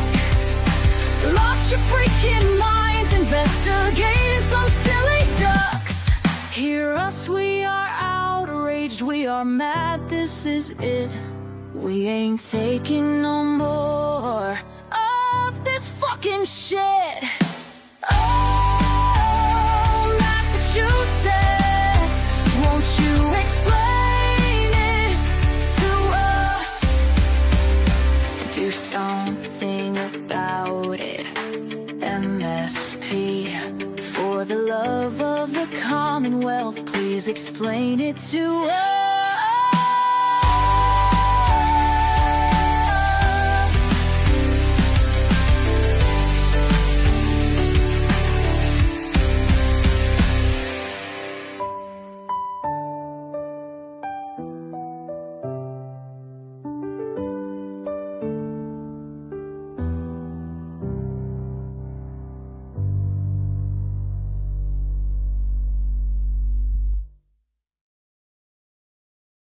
I'm just getting the link for you for this song. It's in my playlist, Clay. There you go. And I found the right link, the tab. See, it was worth it getting my brain sorted. It's when the jury went to view the vehicle. News clip about it. No sound. Seized for themselves the SUV that Reed was driving the night her boyfriend, Officer John O'Keefe, was killed. The jurors also visited the crime scene. And on the witness stand, first responders laid out what they saw the morning O'Keefe died and how Karen Reed reacted. WBZ's Christina Hager's live in Dedham for us tonight. Christina, very busy day to wrap up this first week. Yeah, and a late day, David. Karen Reed and her attorneys are still in this courthouse working on some last-minute paperwork. This afternoon, the testimony turned to her demeanor at the scene after her boyfriend was discovered unconscious. It's a scene jurors got to see in person today. Karen Reed's SUV. This is what jurors in her murder trial got a close-up look at, along with the driveway and home in Canton, Steve. where Reed Sweet allegedly dreams. backed it into Thank you for the Boston memberships. police officer John O'Keefe and left him there on a cold January night. I'm going to ask you to take note of sort of the center console in the front driver's compartment of that vehicle. Part of the interior removed. In the back, a broken light. Reed herself seemed upbeat about the field trip. We'll get a very good perspective. This was after a tense morning between her attorneys and Canton firefighter Katie McLaughlin. This photo showing the two together at the scene the morning after it happened. McLaughlin has testified Reed essentially confessed. She said, I hit him. She repeated it. Reed's attorneys calling McLaughlin's credibility into question, bringing up her connection to the daughter of the Boston police officer who owned this home at the time where O'Keefe's body was found. I went to high school with somebody named Caitlin Albert. She thumbed through pictures of the two Bullshit. together, which Reed's attorneys printed from social media, pictures the judge ruled the jury cannot see. I would say that we have mutual friends, so we might see each other occasionally because of mutual friends, but we don't have a one-on-one friendship. Other testimony focusing on Reed's demeanor at the scene. So frantic, Right, paramedics Zach? thought she needed psychiatric help. God damn. Because she made threats against her life. Her emotional state was all over the place. No shit, man. And so the late afternoon testimony really focused on Reed's state of mind in those moments when first responders first met her, and some surprising things they say she said to them. We'll have more on that coming up in another report at 6 o'clock. Now we're live. Love for Joe Schmo being a thought provoker. We love that. There's just some things we're pretty adamant about in this case, in my opinion. What do we got here? Some sort of stupid, silly thing. Silly thing. So we've got about, oh, just so many tabs, man. We've skipped some also. Yikes. Full screen. Please and thank you. I mean, I'm not. Same. Jesus Louises. What? Oh, that was an ad. Wait. You can't see that. Thank goodness. Bye. That's why you can see this. Oh, here we go. Here's the actual story. Oh my goodness. Oh my goodness. Oh, it's the same. God. They hate me. Okay, thanks. You're bad. Now, dramatic testimony in the Karen Reed trial today. The recording of a 911 call is played for the jury. It highlights the moments right after her boyfriend's body was found. NBC10's Katie Benoit reports on how the evidence was collected. I don't know. I don't know. Boston police officer John O'Keefe's family emotional in court today as the 911 call from the morning he died was played. Karen Reed is facing a list of charges, including second-degree murder. She's accused of backing into her boyfriend with her SUV. It was a unique scene. There was snow. I had never processed a scene in the snow. Canton Police Lieutenant Paul Gallagher spent more than 2 hours on the stand, sharing how he secured the Canton crime scene more than 2 years ago and how he used The a leaf blower. blowers. You can see it exposing the cocktail glass. Gallagher telling prosecutors police used 6 red cups Wow. to collect samples of frozen blood. We didn't think swabbing was going to be This fucking guy. easy to do if it was frozen. The defense asking what else police uncovered that morning. How many pieces of taillight did you find on or around that property? That morning, none. Reed's attorneys who shit. led to Coverup also questioning why inside the home wasn't searched thoroughly that morning. Nobody put John O'Keefe anywhere but where he was found, and that included his girlfriend. In Dedham. What was that? I don't remember that crazy thing. Ah. Amen, Steph. So where am I? Here we go. Thank you for being here. Crimes don't happen when it snows. Facts. Okay. I don't think I watched this one. Oh, wait, it doesn't want to play it, though. Hang on. Gosh. Here we go. Now it says yes. Now it says okay. Who's this guy? I'm not sure. Let's watch him. Let's see what he has to say. The Wheel of Death. Oh, another ad. Restream. Getting in there. I'm Joseph Scott Morgan. I'm Oh, a him. distinguished scholar of forensic investigations at Jacksonville State University in Jacksonville, Alabama. This plays more to, I think, the defense, probably. Yes. I just couldn't recognize his face. I know his name. In their defense, of Miss Reed, because they can do a lot with that. You have the prosecution that's coming out and they're charging her with a homicide, but yet you have a medical examiner that apparently doesn't have or doesn't feel as though that they have enough information to classify this death as a homicide. Yes. Hi, Jen. Good to see you. In the medical legal world, we've only got 5 choices, natural, suicide, homicide, accidental, and undetermined. She chose undetermined for a reason. That means that the totality of the evidence that she has is not necessarily going to direct them toward a definitive answer, something that has enough scientific stability to it that they can justify listing this death as a homicide. So they've left it undetermined. I do have YouTube Premium, Akasha. It's just that these videos streamed through news clips. Almost all of these are not YouTube clips.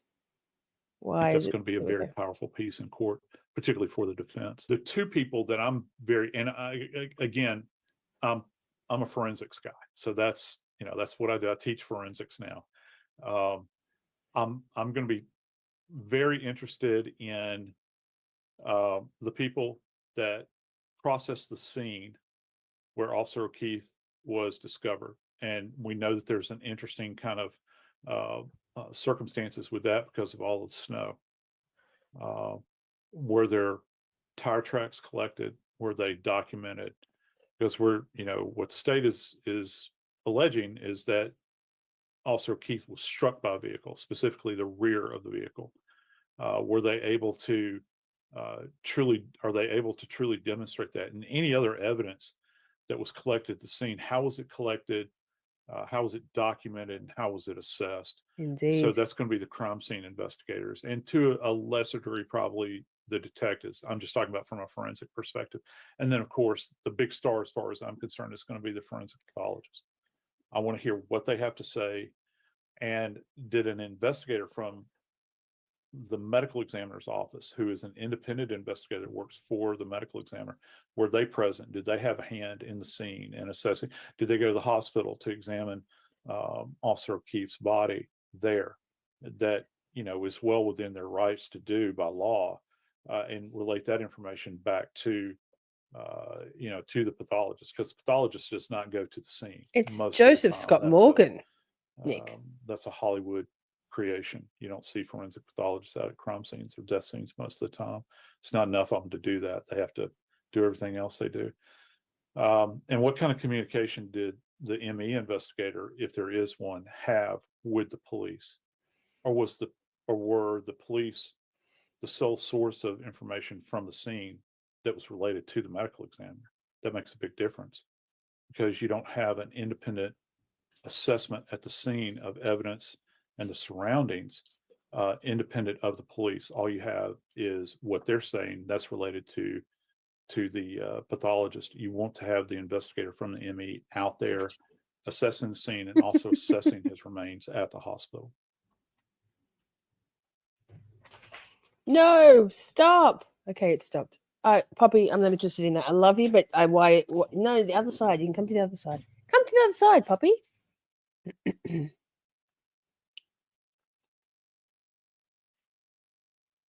Thanks for being here. He's a forensic pathologist. Oh my God. Wait, there's something still in my ears. Hold. Pause. K.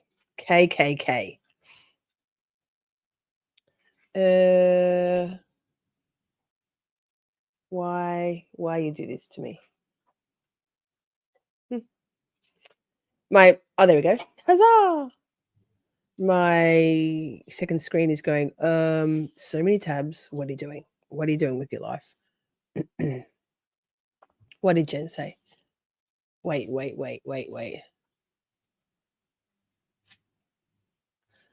What did Jen say? Because I see a lot of that's awesome and I can't see it. Jennifer. Oh, here we go. Met him at CrimeCom. He's very sweet. I can imagine.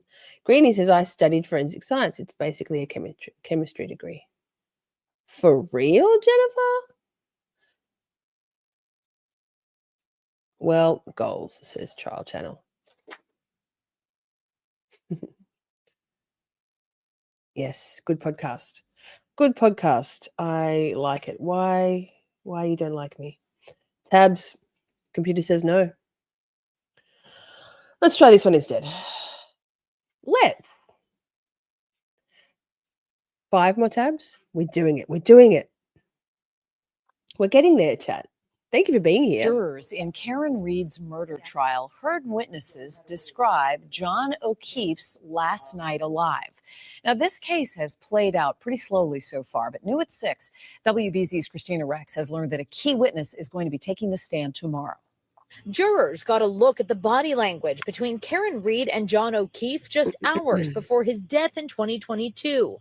This shot from inside CF McCarthy's in Canton when Karen arrived while John drank beers with buddies. Friends there testified to their demeanor. Before Mr. O'Keefe's passing, would you describe their interactions to be normal and caring and affectionate? Yes. Then surveillance inside the Waterfall Bar and Grill in Canton, where the couple met up with more friends. I noticed the opposite. Describe that. They were affectionate toward each other, loving toward each other, and to the point where my wife even made a comment, why are you not like that with me? Inside the waterfall with them, fellow Boston police officer Brian Albert, who owns 34 Fairview Road, the Canton home where the group ended up going after, and where O'Keefe was later found dead outside. Defense attorneys showed more surveillance in their cross-examination, like this shot of Brian Albert and ATF agent Brian Higgins seemingly play fighting in the bar before the after party. Remember, the defense claims O'Keefe died in a fight rather than being hit by Karen's car. The bartender who served the group also testified. Nobody really seemed highly intoxicated to you, correct? No. The defense thinks that tussle Nice, video Jennifer. paints a different picture of the night. I mean, it speaks for itself. It's 2 guys Roughhousing. grappling, Grab-assing. practicing fighting techniques. You tell me. And while jurors Grab-assing. did get to hear from many friends who were out with the couple that night, they've yet to hear from any witnesses who were actually at the house at 34 Fairview Road. That could change tomorrow. Karen Reed's defense attorney tells me Chris Albert is next to take the stand. In Dedham, Christina Rex, WBZ News. Thanks, Christina Rex. Wonder how many donuts she shared with Paul O'Keefe. Huh? Yikes. Yikes. Speaking of grab-assing. In the Karen Reed trial, looking in on the hours leading up to Officer John O'Keefe's death. Surveillance video played in court yesterday. Friends of the victim taking the stand as well. Erica Ricci is live in studio this morning. And Erica, some of those witnesses were with Reed and O'Keefe the night he died.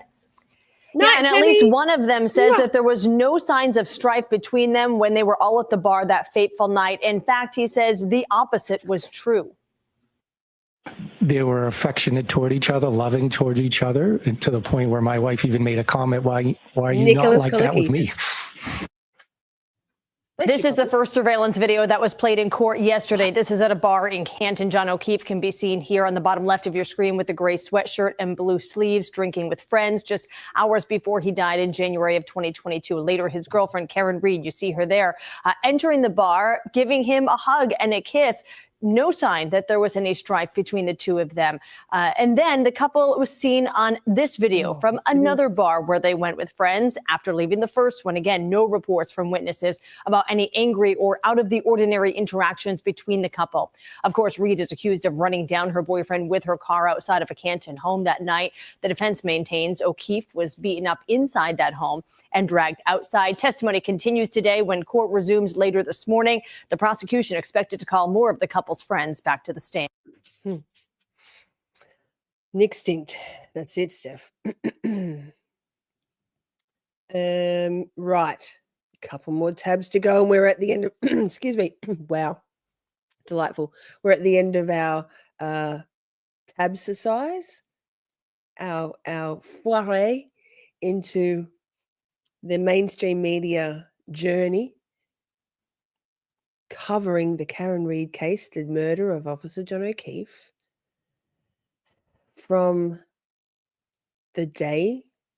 The night of the morning, John was found dead on that front lawn at 34 Fairview. To the first week or so into trial. Here we go. No. What's this say? Karen Reid murder trial witness says she saw black blob on Brian Albert's Canton lawn. Wonder who this could be. Shall we find out? Chat knows the answer. Silly me. At 6 in Karen Reid's trial, the witness who says she saw a black blob in the same spot where John O'Keefe's body was found. That witness testified that she saw the object as she was leaving the house party that night. Thanks for being with us. I'm Lisa Hughes. I'm Paula. Evan David is off. Now, that testimony would appear to help the prosecution, but new at 6, the defense tells WBZ's Christina Rex they've already won the case. Pause just to say, girl, I think you should soften the eye makeup in the red. Just saying. Something out of the ordinary, like a black blob in the ground by the flagpole. And there it is, the first witness to place what could be John O'Keefe's body on the front lawn of 34 Fairview Road shortly before 2 a.m. on January 29th, 2022. 5 or 6 feet, like long. Julie Nagel is among the group of Brian Albert Jr.'s friends who were over the house for his birthday that night. Here we go. She, friend Sarah, Brian's sister Caitlin Albert, and her boyfriend Tristan Morris all testified Tuesday. Nagel says she was getting a ride home from Jen McCabe that night when she alerted her friend to something on the lawn in this spot she indicated. I was like, I think I might have saw something. But she was drunk, she says, and the defense pointed out she was eating PB&J. First noted in October of 2022 to Trooper Michael Proctor, months after Karen Reid was indicted for murder. You've never mentioned that this black object was 5 or 6 feet long until the last hour or so when Mr. Lally questioned you about it, correct? Yes. This revelation came after a half day of testimony from others about who saw whom, where, and when, and what many didn't see. Against that white snow, did you see a black baseball cap? I did not. Absolutely not. No. Did you see a 6'2", 220-pound?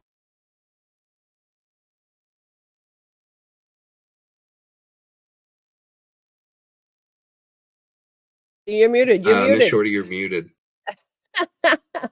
Cheese throat. Well, I've heard it called that before. Akasha says, okay, some mornings it's a bit like my fringe. I'm just going to put on some little neutral eyeshadow and a little eyeliner, and then 20 minutes later, you look like you're going to a rave, and it doesn't always happen how you want. It's like my fringe. I'm like, I'll make hard bangs. Oh, they'll be cute. It should be cute, she thought.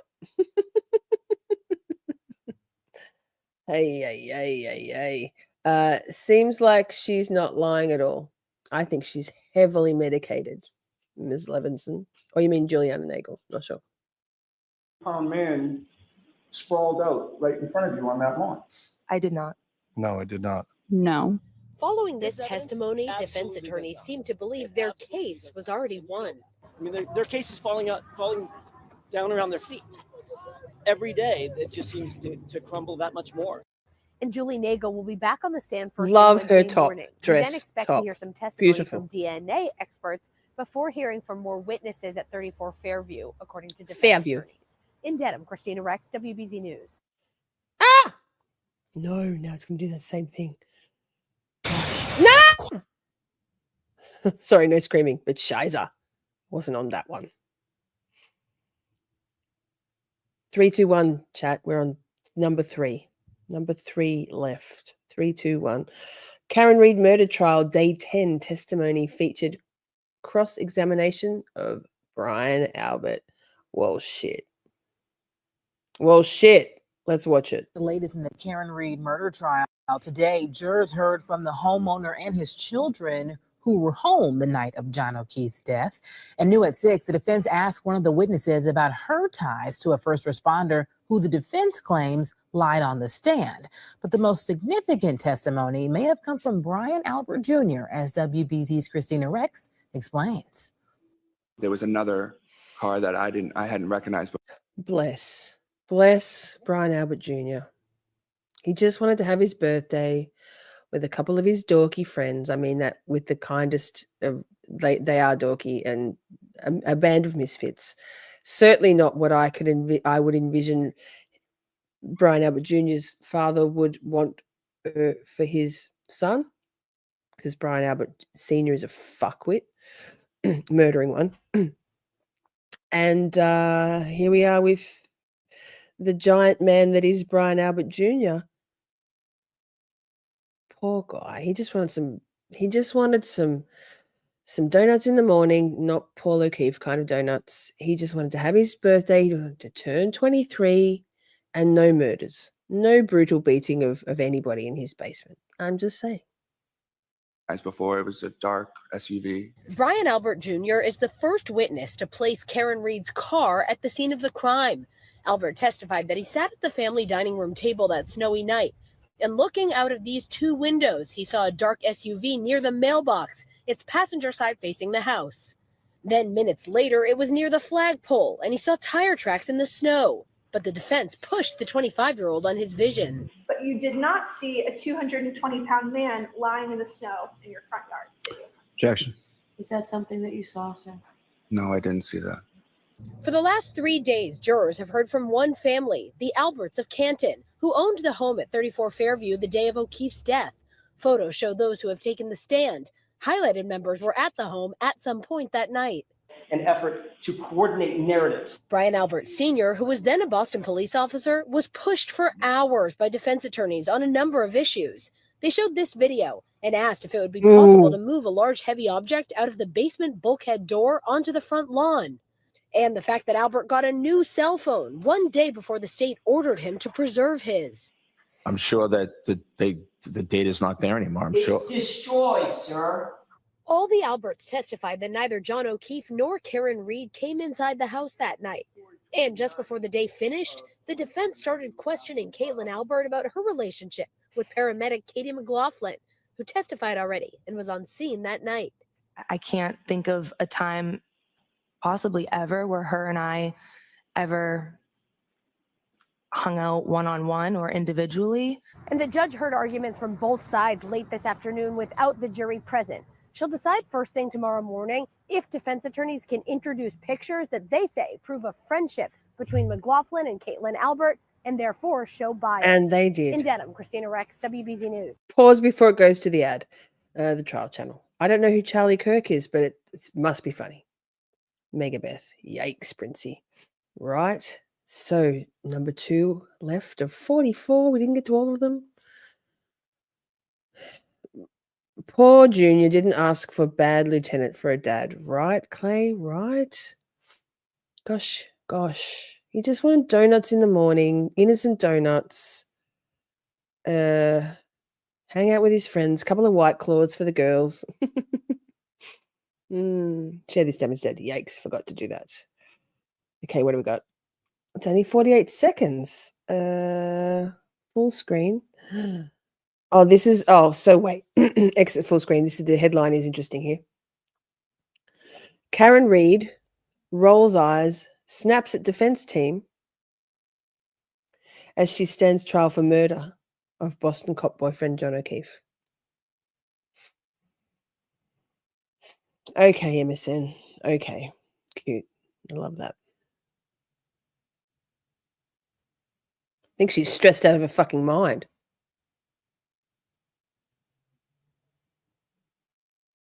Loading. Don't fuck with me.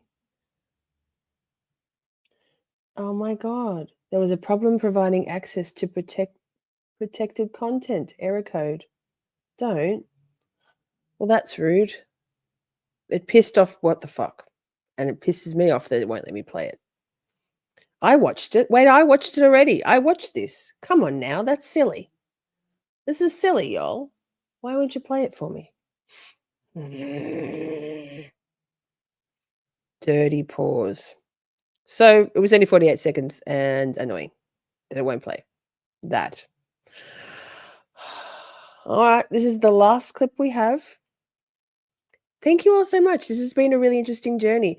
And again, thank you to Ms. What the Fuck, motion to screen, what the fuck granted, for being backstage to tell me when I'm muted, and for the collating of all of these clips with descriptions in chronological order.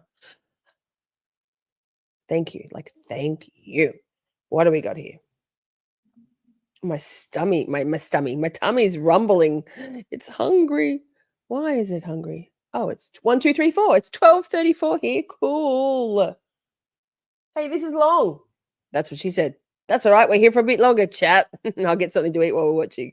Here we go. Along with the video, which defense attorney Alan Jackson pointed out is inverted. But the timestamp across the bottom is not inverted, which means somebody had to put that on the inverted, the manipulated, the altered video on purpose. The defense says Reed damaged her taillight backing out of O'Keefe's That's as driveway, loud as it not gets, hitting him with her SUV as the prosecution charges. The defense showed the jury what it says is Reed's SUV hitting O'Keefe's parked car, shaking the tire. Did you see the jurors' reaction today when they saw that wheel move? That's not a small thing. The prosecution presented new crime scene pictures, including taillight pieces and a cap belonging to John O'Keefe. It also played an audio statement they say Reed made to police. We're all in on the same joke, right? My taillight was cracked and John was pulverized. Testimony is over for the week. The judge says the jury can expect to get the case the last week of June. In Dedham, John Maroney, NBC10 Boston. Well, clearly we have some details to unpack here. So we have Sue O'Connell, our courtroom insider, with us. Let's start with that inverted video. We talked about it at the end of our show last night. Yep. And you talked about the reaction to it. Can you just go back a little bit and do that again and what our producers noticed yesterday? Sure. So the prosecution showed this video, the original video, to the court yesterday. And then, you know, there was some reaction and hubbub at the defense desk. Then there was a sidebar, and they were almost giddy at the defense desk about this. And Karen Reed actually turned around and mouthed, and you don't need mainstream to be media, baby. A mouth reader or a lip reader. Lip reader. Thank you to understand her to say they have the wrong side. It's the wrong side. And so they had the sidebar, and then our team here took a closer look at what the video showed. And one of the first things they noticed is that the word police on that antique car and then the number 4 on the garage door are reversed. Here's what it's supposed to look like. That picture is what the actual evidence of the car is. So the question becomes, why was it inverted? Why wasn't the jury told it was inverted? And what's the point of it, of this mirror image, which I guess is a term of art that we heard a lot today? That's good questions to be asking. It is a good question. Sergeant Buchanan was asked about this during cross-examination today. Let's listen to what he said. Let's. From this perspective, from the perspective that the jurors are looking at, from all indications, that would appear to be the right side of the truck, the passenger side of the truck. And that taillight that you can see is the right rear taillight from this perspective, correct? The way it presents itself, yes. And yesterday, during the entirety of your question, What are you doing, you two crazy? Mr. Lally, not Letting the once dogs out. Hang on. did you mention that this video is actually completely inverted? I did not know. Mr. Lally didn't ask you if it was inverted, correct? That's correct. And if I hadn't gotten up here and begun questioning you, that would be left uncorrected, correct? Objection. Sustained. So Buchanan ultimately says there that when he received that video from Canton PD, it was already showing that mirrored image. So how did people in the courtroom react to that? Well, you know, Glenn, that look you get on your face when you feel like you're having the wool pulled over your eyes and you kind of look at each other like, what, you know, what gives? WTF. All right. And there were 4 jurors who did that I saw just look at each other and go, what are we seeing here? What's happening here? It was confusing. And again, why my theme to this entire trial is why? Yeah. What is the purpose of doing that? Or is it just such a big mistake? Or you didn't think that it would, I mean, if we did that in this business, if we showed a video and we altered it and we didn't tell the viewers, we'd get in trouble for that. Right. No explanation. We also know looking in the mirror is not exactly the same as having someone look at you, because we look in the mirror a lot because we have to put our makeup on and we don't look the same on We're very TV. vain. So, I mean, there's real issues here. But Assistant District Attorney Lally, do you think he knew it was inverted? Because that's kind of where we're at right now, right? Was that on the defense, Jackson is going at How did this happen? So what would timestamp is normal? Yeah. How would it have been different if during the prosecution present he would say, "What do you see here?" and the witness said, "Well, it's mirrored because sometimes that happens." It's an accurate representation of what happened, but it's reversed. I've got the same hair. How much would almost. pay would Oh there my be God, there what for have I the done with my defense to hair? kick up? Right. Alan Jackson said outside when he was asked about this that he thinks that the prosecution was on social media last night. So saw bad. the reaction. So I bad. said, I'm well, getting the maybe you scissors also out saw our after. show. I threw that in there, and that's why they went at it this way. That suddenly the witness had some answers. This mirrored conversation, as if it's not really that impacted. But maybe the damage already done it from a credibility standpoint. Yeah, there was some head shaking. There was that one comment. I'll just end with this, where it was in real life or in the video. Right. When the witness, that was actually said on the stand. Yeah, when the witness is asking the prosecutor, the prosecution Basically. witness is talking about prosecution evidence and saying, "Are you talking about This is in better. real life or what we just submitted to the court as evidence?" It was a wince. Okay. I cannot be Thank trusted. you. Ahead on Canton Confidential, we're learning more about Karen Reed's possible state of mind following the death of her boyfriend, John O'Keefe. When we come back, we I'm break gonna be down Bill the new Beaver. video presented by the Beaver. prosecution Beaver. in court today. Oh, look, honestly, I'm going to do something with this. I'm going to do something. I'll have baby bangs up to here. I'll be so cute. So cute. We're all in on the same joke, right? My tail is pulverized. That was audio of Karen Reed played for the jury today, and it was presented by the prosecution. Here to talk about it is local attorney and prolific TikToker, Catherine. I don't know what to do. All right, Catherine, now how do you think the clipped back audio tomorrow, supported 100% the Commonwealth's guaranteed. argument in this case? I'm not sure that it really supported anything to just the Commonwealth's dead, who argument. cares? I have always thought that audio didn't really help or That hurt, bad? either side. God, It you really guys are seems. I brutal. think what the Commonwealth is trying to do is slowly present her statements, because Sergeant Buchanan spoke yesterday about her initial statements when they interviewed her, and that she asserted that she didn't remember that her car vehicle was cracked the night before. And so they're trying to contrast that slowly as time went on, her story began to change. Because I think moving forward, we haven't seen it in evidence yet, but I expect that there will be more statements from her Nightline interview, potentially text messages, cell phone recordings, anything like that. But overall, I think it really supports the defense theory more than the Commonwealth's theory. There's not, if there was a little bit of information in there that leaned one way towards the Commonwealth, I would see the benefit, but I'm not sure there was even really a benefit in playing it. Well, that's why we were asking. And it happens too often that way, it seems. This week, the prosecution, at least yesterday, early today, talked about the alcohol that was consumed, because in the beginning of the trial, it was, they've been drinking. But we put this together. It shows the video. We've added just the times and the number of drinks to the video based on Sergeant Buchanan's testimony. So, Catherine, we're 6 weeks in. Here we go. Drink 2. The time is 9:15. You can go along with this. We're just seeing this now. Can you explain why? Because this is the first time, from my perspective, that we are getting a clear layout of that night.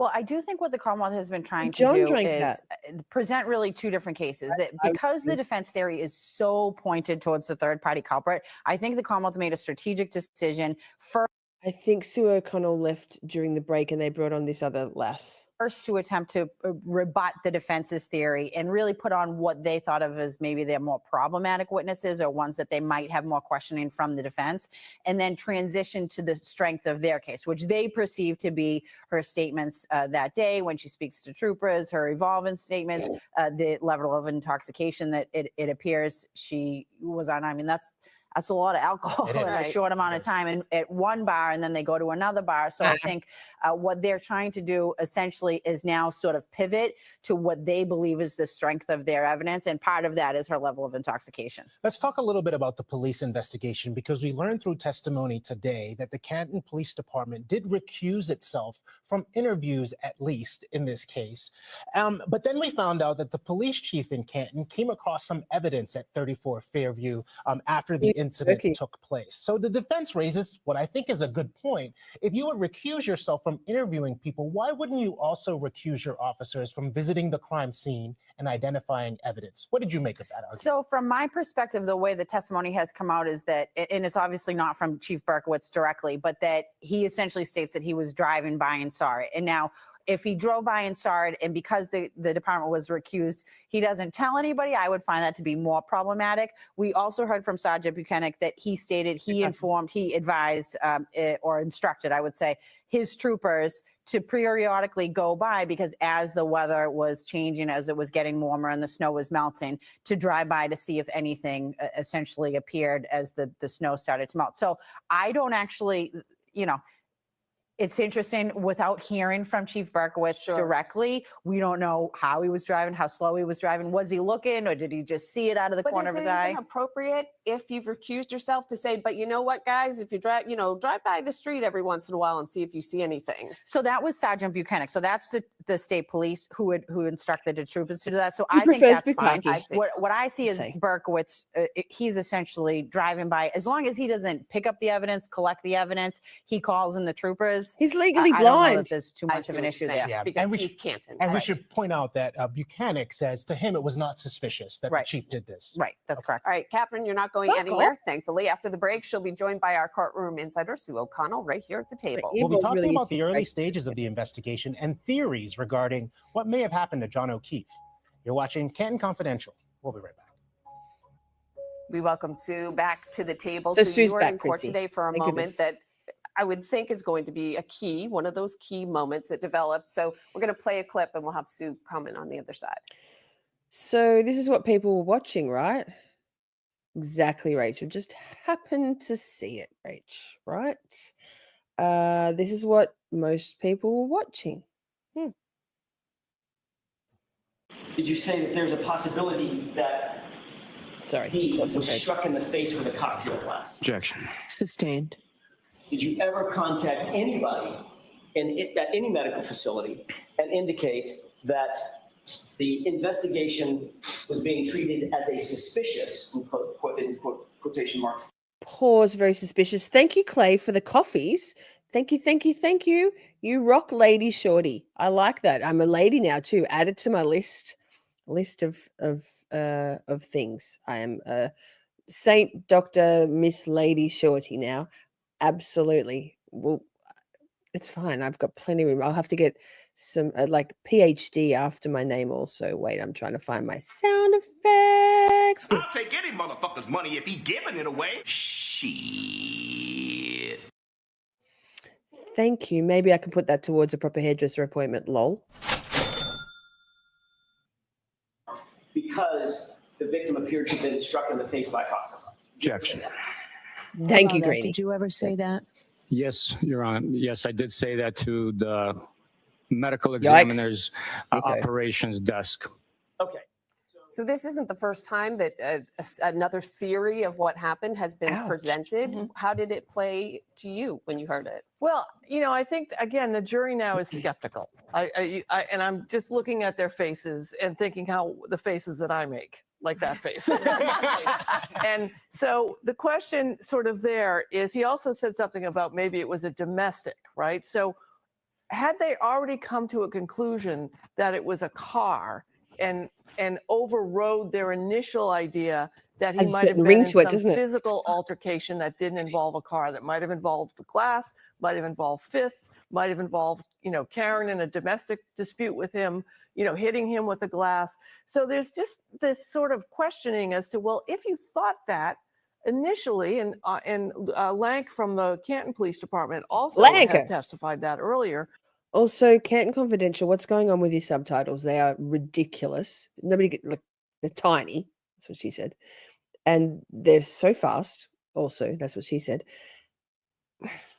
Did you pursue that to the degree that you, in the words of Yannetti and also why? What's going on with them? Exhausted the line of thinking there. And I think that's another skepticism that you can see on the jury's face when this testimony is happening.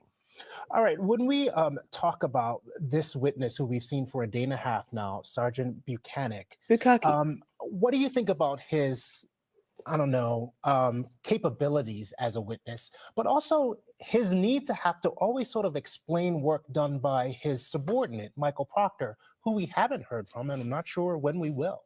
We have not heard from Trooper Michael Proctor, and that's the big question on everybody's mind: is when is he going to testify, and if he's going to testify. I believe that he will testify.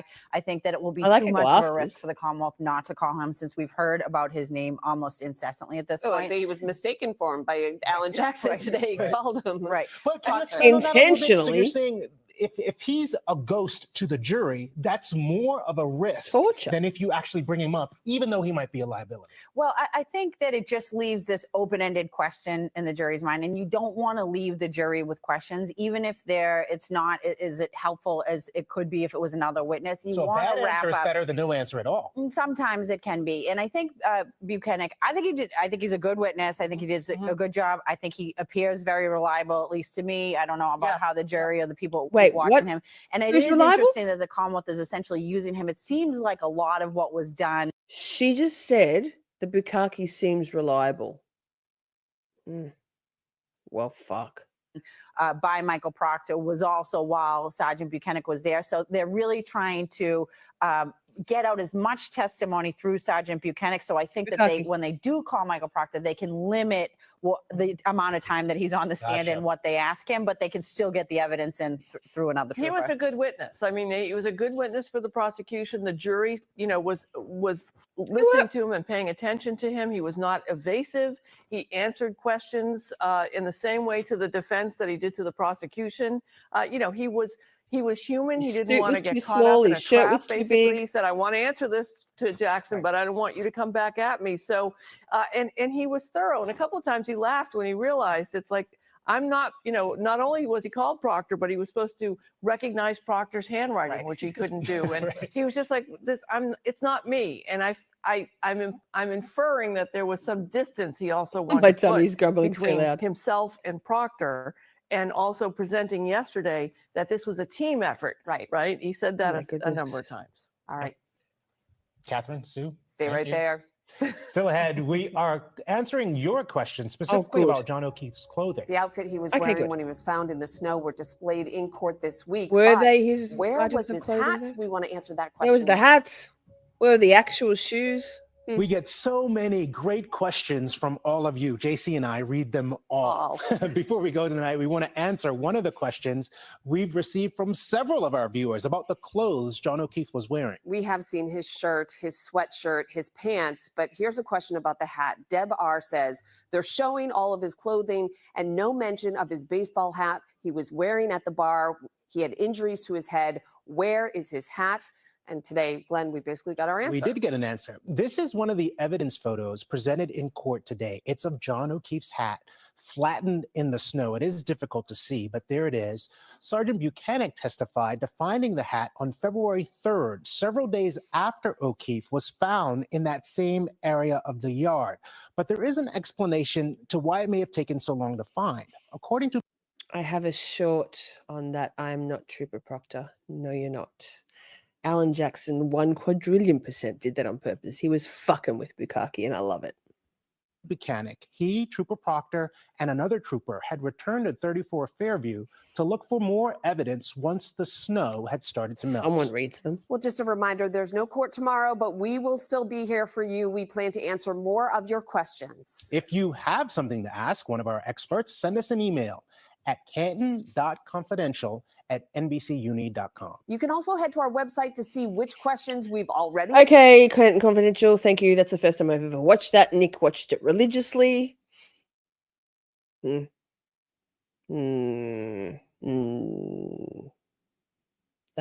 Hi.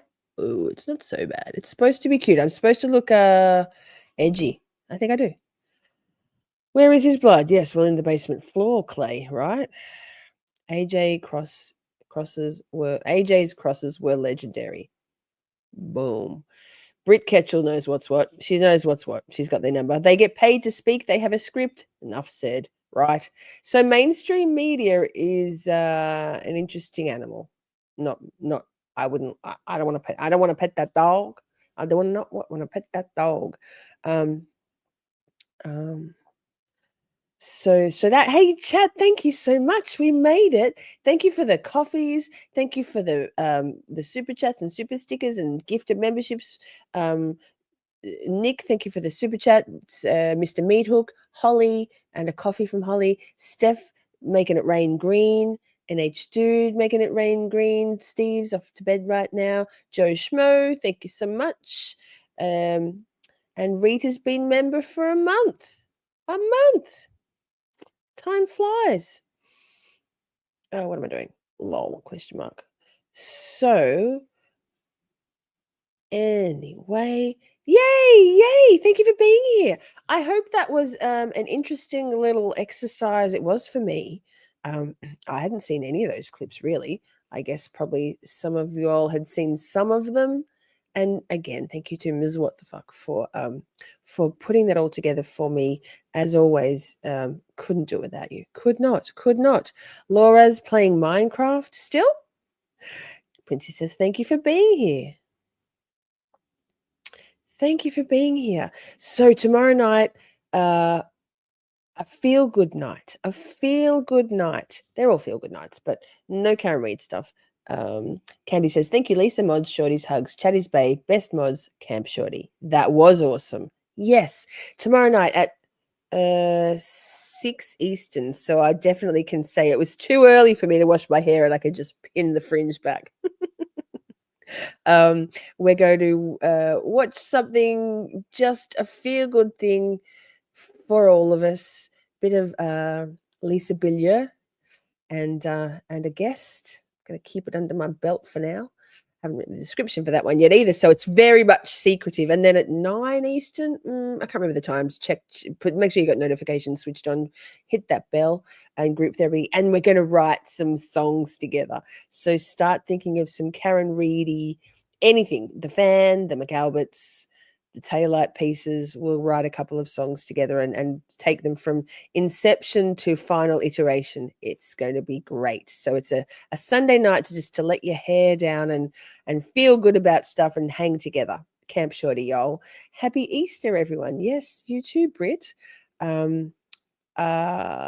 Easter Bunny comes tonight for you in the States. Thanks, Lisa, says Colors. It was a great time. I am not a mod. Nope. You transcend moderating. Butterfly, hi. I was just thinking about you. Thank you, Miss Shorty, for going over this. You're welcome. I mean, it's a skewed story because that was mainstream media's stuff, but you get the picture now a bit more, Butterfly, right? I look forward to hearing your thoughts as the trial begins. And because Butterfly didn't watch the first trial or only knows bits and pieces, it's like I love having that. Thank you, Joe Schmo, for your thought-provoking contrarianism. Simi, what are those?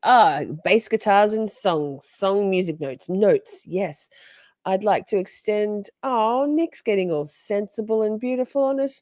I'd like to extend to each of you and each of your families my wish for everyone to have a happy and safe Easter. Well, Nick, aren't you a precious thing? We love you, Nick.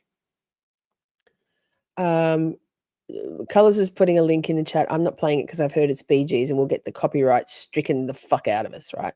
Thank you, Nick. Highest esteem to Nick. That's it.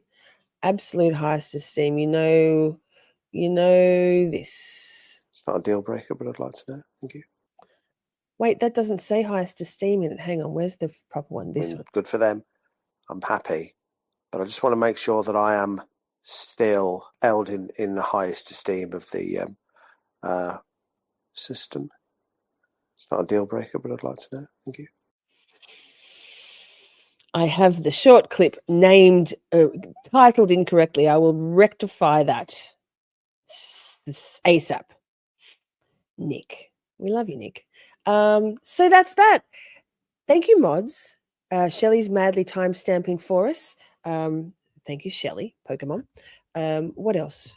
No Murder Church tomorrow. Steve's got WrestleMania all weekend. Hit the like. Drop a comment after the stream has ended. Please don't play it. Listen later. Okie dokie. Share this out. If you know anybody who's a bit not quite understanding of of the road traveled so far with Karen, and the murder of Officer John O'Keefe, and the framing, the corruption of it all. Send it out. Share it on your Twitter, your Facebook, email it to someone. I don't know. Something. We're out. I'm going to eat something not cheese. Have a safe and blessed Easter, everyone. Thank you, Butterfly. Beautiful. I love you. Hey, wait. I always do this every time. I love you all very much, and I do. But let's have Easter egg yellow. Is it? I'm not sure. I will see you all tomorrow night. I love you all very much. I love you all so very much. We had a blast just chatting and stuff. Things may have gone a bit off the rails. Professional when all else fails. 'Cause chat is babe, so much to say. Emotes and all the caps out. May have been cheese, bit faster please. The time has come, Camp Shorty out. We're skating through all the tough things, learning about this and that, defense motions, prosecution, and narcissistic twats. 'Cause chat is babe, so much to say. Emotes and all the all caps out. May have been cheese, bit faster please. The time has come, Camp Shorty out. Community, just you and me. Occasionally, Buster and Poppy. It's a whole thing, Miss Shorty swing. Together we make each other happy. 'Cause chat is babe.